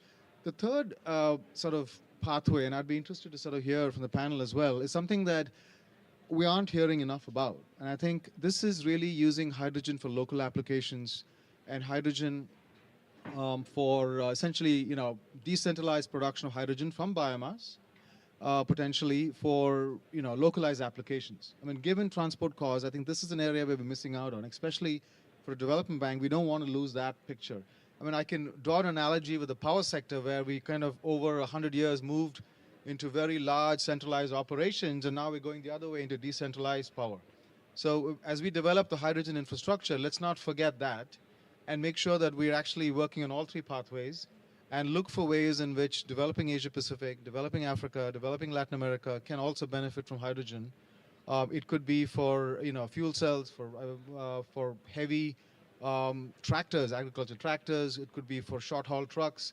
It could be for seasonal energy storage in more remote areas and places like that. So let me just leave it at that. We're seeing a lot of inquiries and we're this is a new area for us. So we are constantly learning, building our risk matrices, and essentially keeping the dialogue going. So just one last thing before I stop. Earlier this week, ADB signed an MOU with Renew Power, which is one of the largest upcoming power generators and independent power producers in India. This is a $5 billion MOU to look at projects over the next 5 years, including green hydrogen projects. So this is one way in which we are beginning to sort of, send a signal to the market that we're willing to finance these projects, and we're sort of having a semi-handshake with some key sponsors to say, look, we'll be happy to take a really serious look at the projects that you come up with. No, that's great, Pradeep. No, and they're bringing together both the finance perspective, and you talked a bit about developing countries, emerging markets, and how can they be part of the supply chain, as well as how they can utilize the opportunities behind green hydrogen. And I think that's a really good bridge to my next speaker, Ms. Anna Munoz, who is the Chief Legal Officer of NEOM, Green Hydrogen Company. And be interested, to the extent that you could tell us, what type of trade barriers or trade obstacles or challenges do you face in your work, and as well as where you think more cooperation might be required? Thank you. First off, I wanted to thank the WTO and IRENA for including me in this conversation. I'm coming at this from a bit of a different angle. Chief Legal Officer of NEOM Green Hydrogen Company. In case you haven't heard of the project, we hope to be the world's largest green hydrogen producer at scale when we come online in 2026. We hope to be producing 600 tons of green hydrogen per day, so about 250,000 tons of green hydrogen per year. To give you an idea, despite the fact that we're now the largest project, the Kingdom of Saudi Arabia alone has a target of 4 million tons per year by 2035. So it would require 16 projects the size of ours by 2035 to be online to be able to meet that target. The task does seem daunting, but I hope to be here as a representative of what we consider to be a potential prototype for the kind of public and private collaboration across borders that we think will be necessary to make these kinds of projects successful. Just to explain a little bit more about what's brought our project across the line of financial close in March of this year. We're an $8.4 billion total investment, $6.1 billion limited recourse financing. That's 23 banks, international, local, and regional, that came together to make that investment. What made that possible is the combination of visionary shareholders that we have. So we have Aqua Power, who's a major player in the renewables business in Saudi Arabia, the region, and now beyond. They're expanding. We have Air Products, who's been in the hydrogen business for over 60 years. They're the world's largest owner and operator of hydrogen production facilities. And they're also our off-taker under a 30-year off-take agreement. And we've got NEOM Company, who's a wholly owned subsidiary of the Public Investment Fund. They're our host in this project. They're constructing both the industrial city that we're building the project in, that's called Oxagon. So that emphasizes the importance of good infrastructure being built to support these projects. And they're also the owner of ANOA, which is the utility that will be supplying the clean water that we'll use to produce our green hydrogen. With the collaboration of these three partners, along with our technology partners, we have Nucera in Germany, we have Topso, we have Envision. It's a truly, truly international collaboration that's made the project successful. So instead of talking about barriers, I mean, I think that we are a good example of how things can work, right? I think that what has brought all these players together successfully has a lot to do with the Saudi Vision 2030. There's a plan that's been set by Saudi Arabia to meet targets across a number of areas. I mean, renewable energy is only one. And that Vision 2030, along with the Saudi Green Initiative that also sets KPIs in this area, has laid the foundation for a lot of the momentum that our project got from the outset when this was sort of a dream, 2.5 or 3 years ago when we first started developing the project. We have funding from SIDF. And funding underwritten by NIF. So these are two Saudi entities, government-backed entities that are underwriting part of our funding. We also have export credit backing for a portion of our financing from Euler Hermes, and that relates to our technology provider, Nucera. So there's major cross-border collaboration here that was required to make this come together. I think that we have a special case, but it's a case that can be replicated if the right frameworks are put in place for other people to take advantage of what we're doing as a first mover project. So I'm excited to be here, and I look forward to continuing in the conversation. Thanks very much, Anna. That is impressive, the range of things you are involved in. Let me turn to Michael Chang, who's the Chief Carbon and Sustainability Officer of Avance. Michael, we hear often the issues of interconnection, interoperability, challenges of varying standards. And given the varying amounts of greenhouse gas emissions associated with hydrogen production, and the work that Avance is doing, what do you see as the role of certification for green hydrogen sustainability? Yeah, well, first, let me just say thank you to WTO and IRENA for having us here. Again, my name is Michael Sang. I'm the Chief of Carbon and Sustainability at Avance Labs. Avance is working on hydrogen certification, tracking and certification of hydrogen and hydrogen derivative fuels and products. So it's a really good question. It kind of takes us back to kind of the fundamentals of what are we really certifying when it comes to hydrogen and hydrogen derivatives. And in many ways, obviously, we're not just certifying the hydrogen or the hydrogen derivative itself, but the attributes with that, as you mentioned, the greenhouse gas emissions, the carbon intensity, and so forth. And to echo something that Anna was just mentioning, trying to look at these issues not as a barrier, but as an enabler. And so very much at Avance, we're trying to look at certification as an enabler. And often certification has been discussed in terms of kind of a barrier or maybe even a nuisance, if I can be frank. And again, it goes back to the attributes. It goes back to having to certify both, let's say, the greenhouse gas LCA attributes as well as non-LCA attributes, having to respond to different regulations, different policies. So you have consumption-based regulations like the RFMBO. You have carbon border adjustments that put tariffs or prices on carbon that are coming across borders. And all of these things cause a bit of, I would say, panic in market players, confusion, and it makes it difficult for them to sometimes navigate. But that doesn't mean we can't come up with a robust tracking and certification system that allows for transparency, fact-based, and kind of trustworthiness within the system.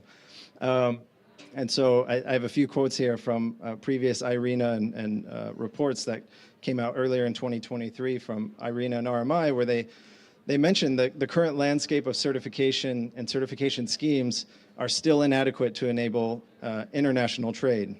And this is based on, again, reflecting on the greenhouse gas emissions methodologies, the different boundaries that you have to use, the different thresholds that you have to compare to, the different technologies, electricity, the different production pathways that are allowed or not allowed in some of these.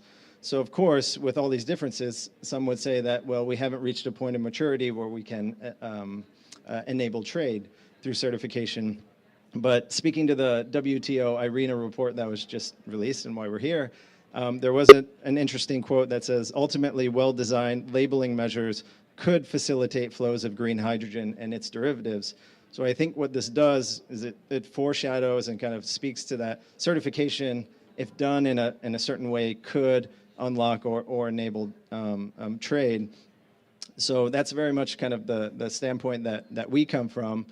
And to get to your other point of the question about convergence mutual recognition, harmonization. Of course, we saw the declaration of intent being signed by many countries here in COP28 on this issue, mutual recognition of different policies that are being put in place by different countries, meaning different regulations and the way that they view certification.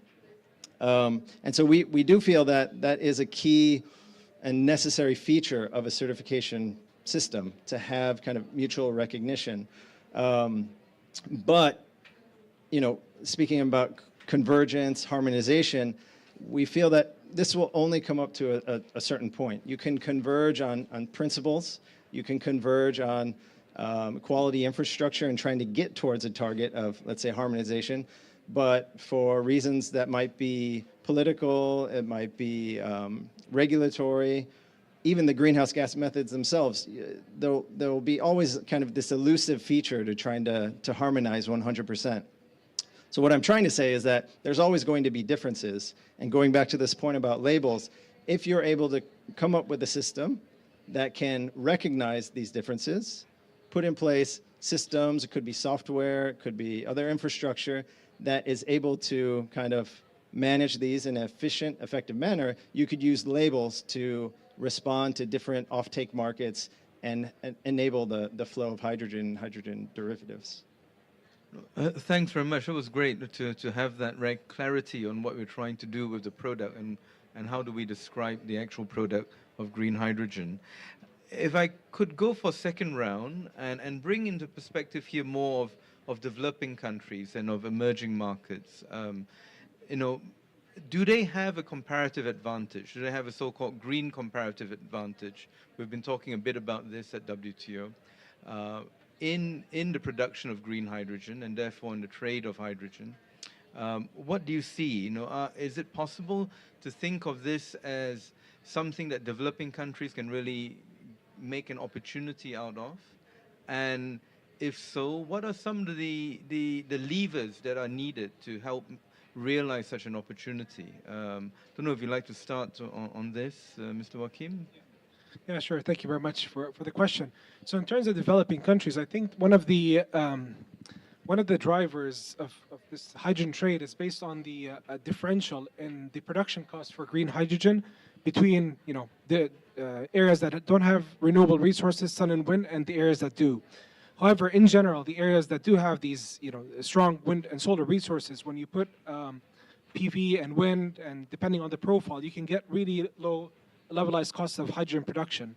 However, that's only one part of it. The other part is that where you need, if they want to fulfill their potential and play a role in terms of developing green hydrogen and their product, there needs to be, not all developing countries are like the GCC, where you have a stable investment environment, where you have an environment where, you know, let's say if you have money flowing, FDIs, where there's no currency risk. You know, this region's a bit special. You know, you have, you know, the peg with the US dollar, so there's no currency risk in that.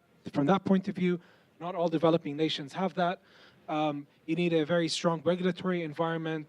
If investors are coming in and really want to invest billions and billions of dollars to developing green hydrogen and associate industry, you need what's actually typical in all infrastructure projects. You need you know, good dispute resolution mechanism to make sure, you know, in case any disputes arise during the project development, during the construction, you know, all parties are treated fairly. So it goes beyond really the you know, the solar irradiation and the wind profiles of nations, but also needs to extend to other factors that include the regulatory environment, the existing infrastructure. You know, if you take a look at a developing nation that doesn't have the right infrastructure to export or to produce, to transport the various products, I mean, that's going to be a big hurdle as well, right? Especially if you're talking about industries such as steel, ammonia, methanol. You need jetties, you need export terminals, you need navigation. So it's not only about the solar irradiation, it's not only about the levelized cost of production of hydrogen, but also comes with other areas.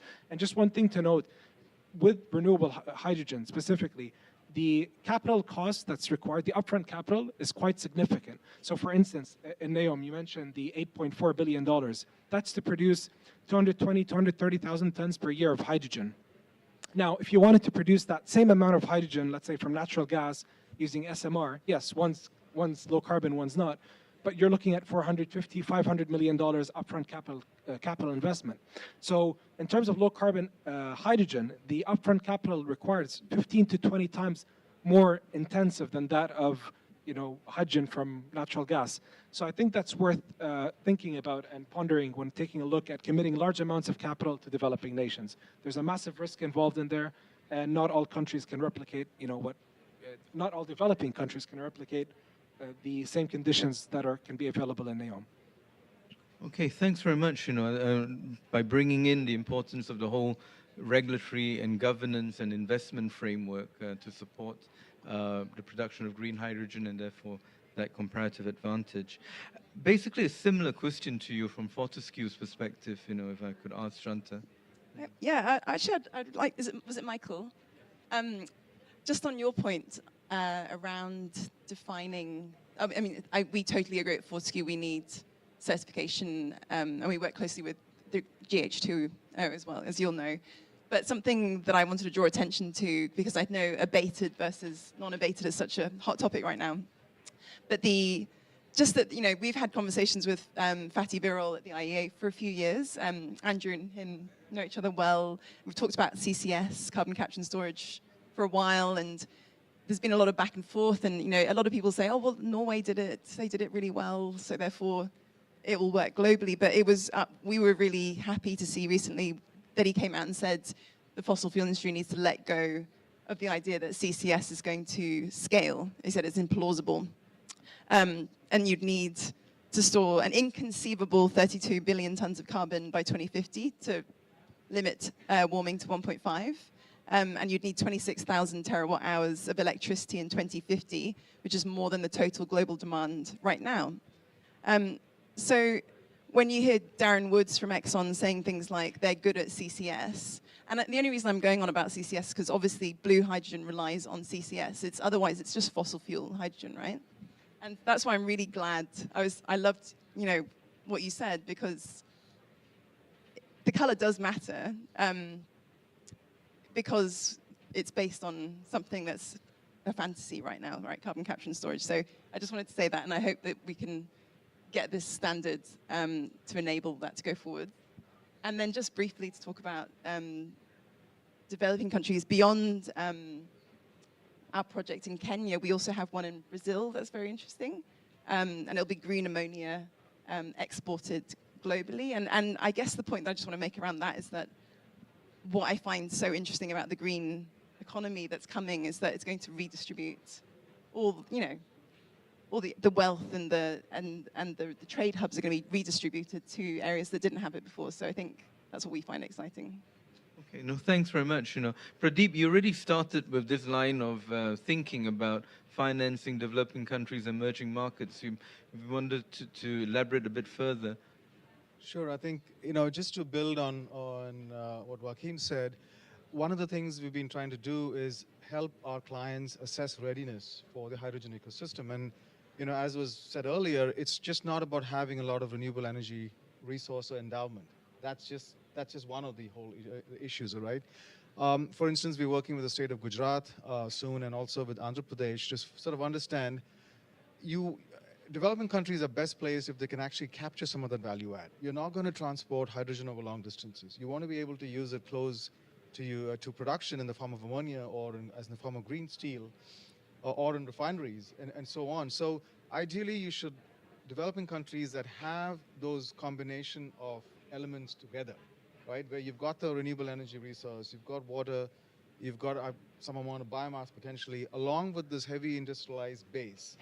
Will allow for that hub model to come through, where you've got production that is shared amongst a bunch of off-takers, right?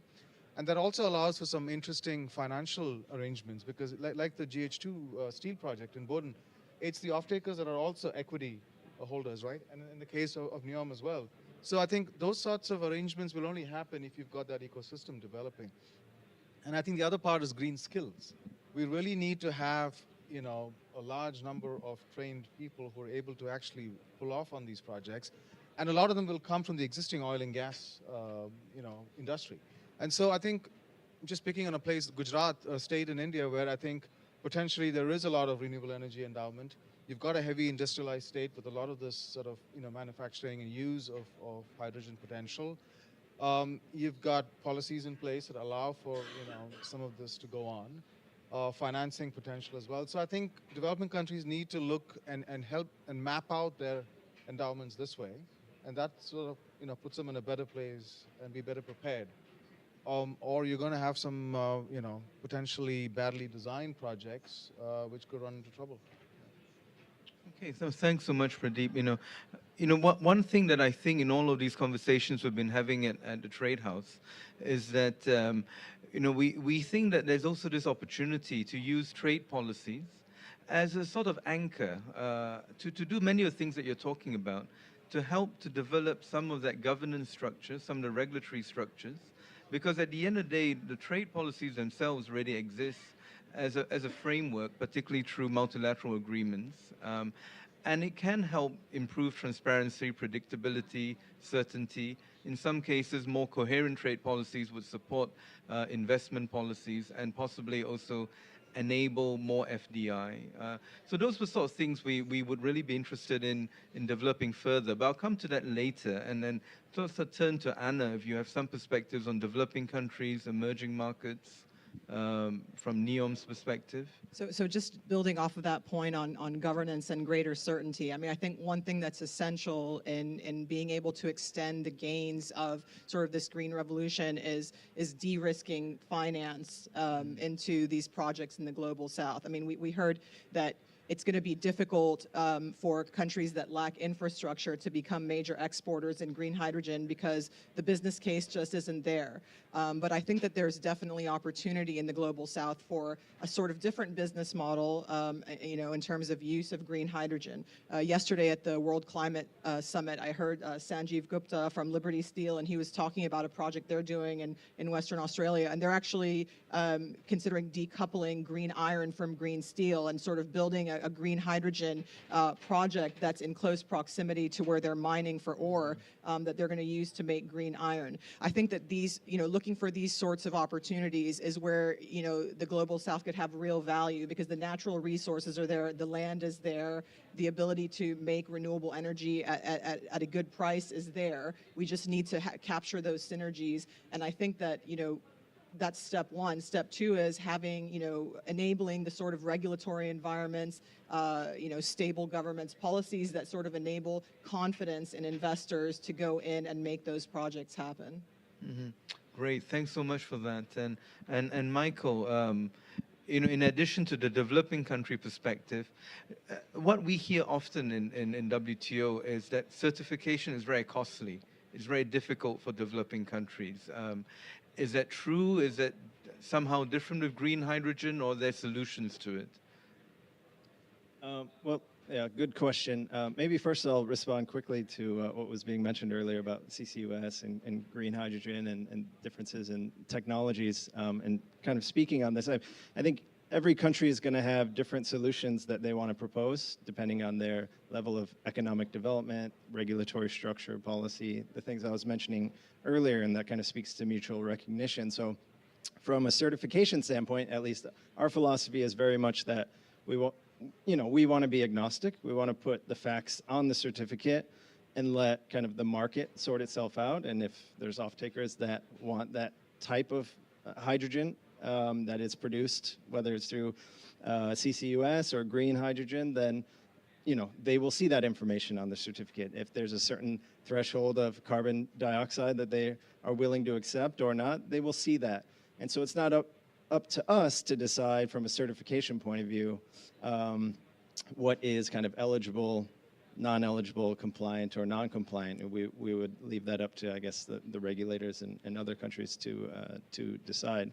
But in terms of cost and how costly it is and whether this is a barrier, yes, it can be seen as that way, and that was part of what I was discussing at the very beginning. There's lots of different regulations. There's lots of, there's RFMBOs and there's CBAMs and there's so forth. And some developers in certain countries don't know how to navigate those, especially now, while regulations are still being developed, still maturing, changing kind of almost month by month. And so Yeah, I think it's up to some of us, maybe in the private sector and otherwise, to come up with solutions for that. And that's very much what we've been working on at Advanced Labs, are technology and solutions that are able to effectively and efficiently help people navigate through that. So one thing that we're developing we call it a regulatory calculator. So it essentially takes the different regulations that are being put forward and puts in a database so that when you have a project, or you have even a potential project, you put that data into the portal, and it cross-references that information with the regulatory calculator. And it can delineate and give you immediate feedback on where you comply, where you don't comply, whether it's, again, RFMBO or CBAM or the IRA out of the US and so forth. So I think there certainly will be tools, and tools that are accessible to all countries to make this a more effective and efficient process. Thanks, Michael. That's great. Now I'm going to do something that all moderators get very nervous about, which is opening the floor for a few questions, because to avoid sort of losing control of time. But such a great audience here. Some people I already recognize. I'm sure they have questions. Anybody would like a question or comment? One or two, perhaps even three if we manage. Do I see a hand somewhere? Yes, I do. I can't quite see it, but Danielle, if you could pass it on. Khalid Naguib, Hydrogen Egypt. So I think the biggest thing that happened with hydrogen at COP28 was the Hydrogen Roundtable, where they announced the ISO standard and the public-private partnership and the declaration of intent. But I was wondering if you feel that went far enough. I was hoping for a hydrogen pledge, maybe even a green hydrogen pledge. I don't think the green hydrogen got enough space at COP28. So short of the roundtable, what else could we have seen? I think they were talking about doubling the hydrogen production, but somehow that didn't make it into the space of COP28. Thank you. Anyone want to pick that up? Is it both a comment and a sort of question? Yeah. Yeah, absolutely. Totally agree. We would love to see more commitment to green hydrogen. We think that's the only solution. I'm curious actually what people think about how you can phase out fossil fuels terminally and reconcile that with blue hydrogen, which is a fossil fuel that relies on carbon capture and storage. So, I mean, that's obviously a big focus. It's potentially going to be an outcome of this COP. So how does the blue hydrogen sit within that? And I'd be curious because it seems incompatible. Yeah. Anyone on the panel or in the audience who would like? David, was that your hand or finger? No. Thanks very much. And it's great to see WTO is taking such an active role in the trade for hydrogen. It was my pleasure to be part of that course back in July. And you've certainly come in leaps and bounds since then. A lot of our work is in renewables and green hydrogen in quite remote areas, and finding that initial quick reduction in emissions together with a fast economic return. And we've had success in Australia, and that's maybe something that can be replicated around the world. Actually, with using hydrogen in a very, very local way, right on the trucks and that are using that hydrogen.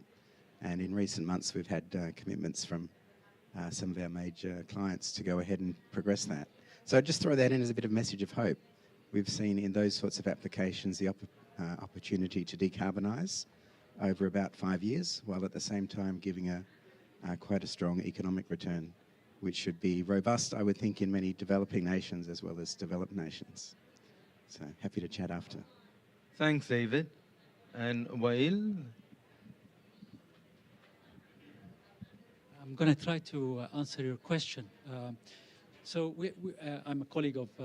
you might have to bring the microphone closer. Yes, so we are independent, so we cannot judge, we don't have any subjective opinions.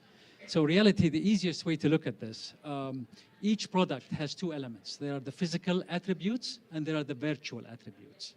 So it is the virtual attributes that determines whether a product, I don't want to use the word green, what is the carbon intensity of that product? You can have situations where you have CCUS-enabled hydrogen of a lower carbon intensity from electrolytic hydrogen. How? Combining direct air capture, for example.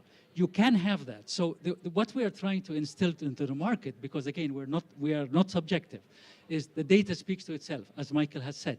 So there are, and the markets are developing to create trading in these instruments to actually bring down the carbon emission intensity of a product. We hope that one day we will go into a product level accounting system that will be replicated for all products, not just for hydrogen. And we believe hydrogen provides us with the building block for this product level accounting, carbon accounting system.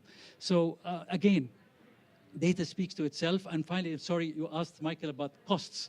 The costs are the same for everybody, whether developing country or not developing country. I'll give you an example. For electricity certification, for example, is 25 cents per megawatt hour, which is a small sliver. In hydrogen, it's going to probably be, because of the life cycle assessment data that comes into our system, it's going to be about $2 per ton. Per ton, the unabated hydrogen today is about $900 per ton. So you can see it's a very small amount, and it's a fixed amount. And this covers the issuance and redemption fees at the front end and the back end. So it's a fixed amount. It's not a big transaction cost that would be borne by the off-taker who will be redeeming the certificate, or the issuer, or the production facility that will issue it. So the costs are kept very, very, very low, insignificant. Thanks a lot, Can I Wai. just reply to that? Yeah, sure. I don't know if you could say that the data speaks for itself, because 80% of carbon capture and storage projects have failed to operationalize. So it's not like you can say, like I get theoretically, it looks great on paper, but like you can't really say that the data shows it. I'm going to be subjective. The oil and gas group have lost a huge opportunity, probably 15 years ago, to really scale up gasification in general at the syngas industry.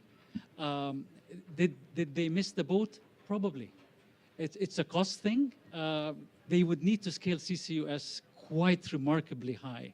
But they have a challenge. But again, I'm not subjective. The data speaks to itself. If they want to do an EOR, if they want to do permanent storage, mineralization, everything can be certified, and the end users will have a look. Do they like the numbers or not? How do you certify that the carbon stayed underground for hundreds of thousands of years and not just come back into the atmosphere? Like there's so many loopholes that what would the certification really mean?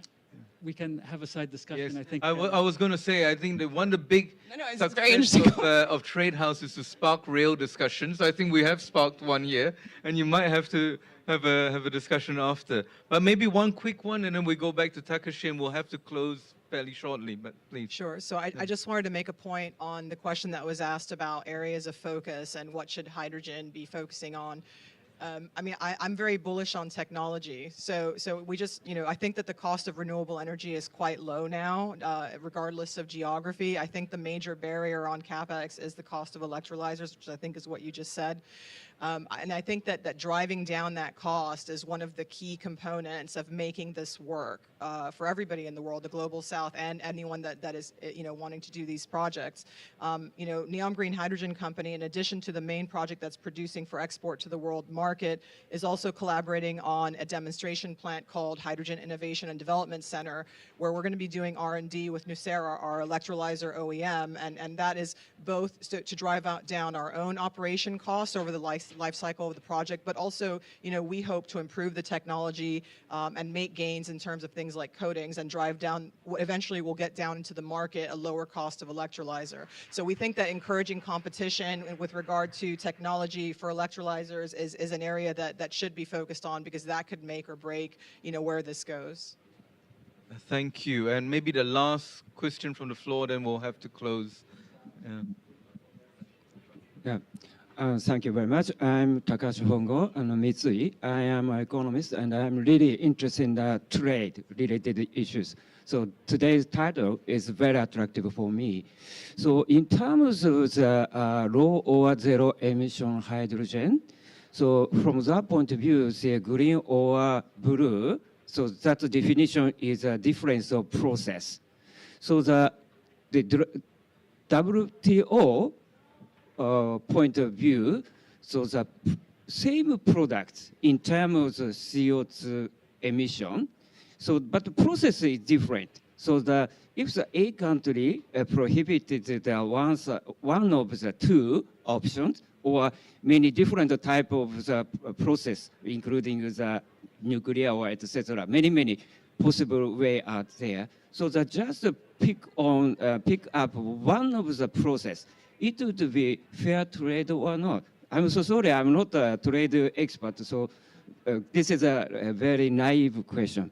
But also related to that one, certificate, as he said, they're very expensive. So, but I'm not sure why the certificate is very expensive. But for instance, a very complex product like automobile, how big emissions are there in a life cycle base. This is really complex, but the production of hydrogen is not so difficult one, much simpler, I guess. So could you explain why?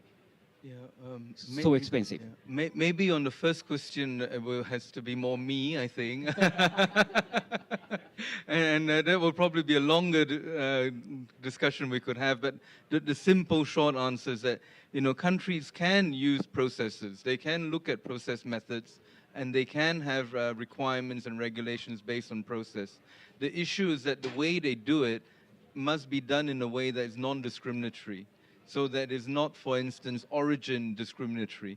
If it's a process method that is linked to a particular, let's say, environmental objective or particular emission standard, they are doing it and they can do it. But the issue is that how they do it has to be in conformity with WTO rules, and a particular one which is on non-discrimination. So that's a short answer, but we could have a further discussion later on that. Certification, I'm sure there's other views, but this is a very basic one from a trade perspective, is the issue of fragmentation often. It's about having many different certification schemes. Ideally, we would like to see less fragmentation and more towards one particular certification scheme. Of course, difficult to do. In the absence of one certification scheme, then other instruments to, for instance, mutual recognition or things like that would help this particular process. So often it's about fragmentation on the one, and two, it's the conformity assessment. Who will provide that conformity? And these services could be expensive, but need not be. I agree with you, it need not be. But it has been a challenge, Maybe we could wrap up, and also in the wrap up, if there's anything you wanted to say in response to anything you heard, please do so. Just one quick question from ourselves, IRENA and WTO. If you can put in one sentence, what else would you like us to do on this space of trade and green hydrogen? If you've got recommendation, do let us know. So please, maybe we start with Michael and we move back through the panel. Sure, I'll make it short and sweet. I'll just reply to the question that was directed my way. And essentially, I was actually saying the opposite, that certification is not expensive. So certification is not a barrier from a financial point of view for these projects. And that's what my colleague Wao was saying, that it's about 2.5 euro cents per unit of energy that you are certifying. So a very small fraction of the total investment and flows of money. I think in terms of what we'd ask WTO and IRENA, I think it's all about reducing risk. So any policies that you can facilitate that would reduce risk in these projects, I think will really open things up for the global south and just for the green hydrogen industry generally. So supply chain risk, risk, as you mentioned, risk of corruption and improper governance, anything that you can do to mitigate those risks, I think will exponentially increase the opportunities here. I'm going to try and be a little bit controversial if I can. I think it'll be helpful if WTO can also look at some inadvertent or perverse sort of outcomes from improved or expanded trade.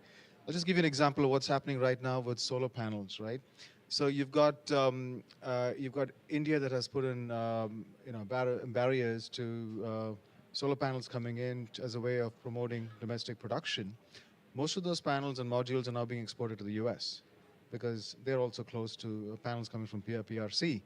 And what happens is power developers in India are now actually having to import panels from China at a higher price. So the consumer is paying more in India, while you've got production from India going into the US. I mean, I'm not going to be on pro or con side of this argument, but it'll be interesting to see what are the welfare measures and welfare outcomes and public policy lessons from this whole sort of, outcome.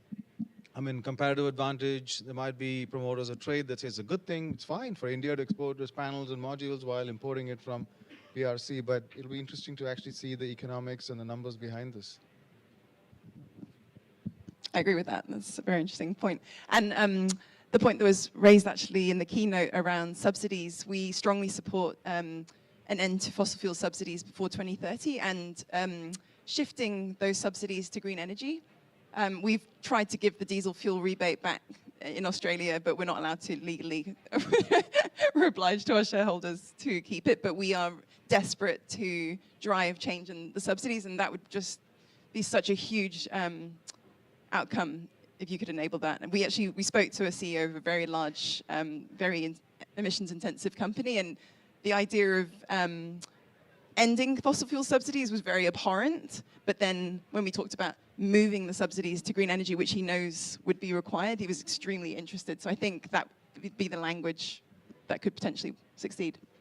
Great, thank you. And the last word. Yes, thank you very much. I think one thing to maybe pay attention to, we focus a lot on the amount of electricity, low carbon electricity that we required to replace just the existing hydrogen production. But I think it's also, we need to acknowledge that low carbon electricity is being ramped up really quickly, but there's also another job aside from low carbon hydrogen and trade, which is decarbonizing local grids. So if a country has very that's reliant on coal or very carbon intensive the grid, it might be from a global perspective, from a carbon abatement, it might be better to decarbonize existing grids before jumping on to hydrogen and export. And even before dedicating low carbon electricity to hydrogen production, it might be more prudent to use that hydrogen for local use rather than jumping on the trade straight away. Excellent. Could you all join me in giving a hand to the panel and the keynote? Thank you.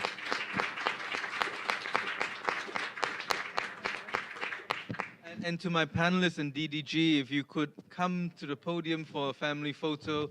All of you, the report is available on our website, so please have a look. Thank you so much. Thank you.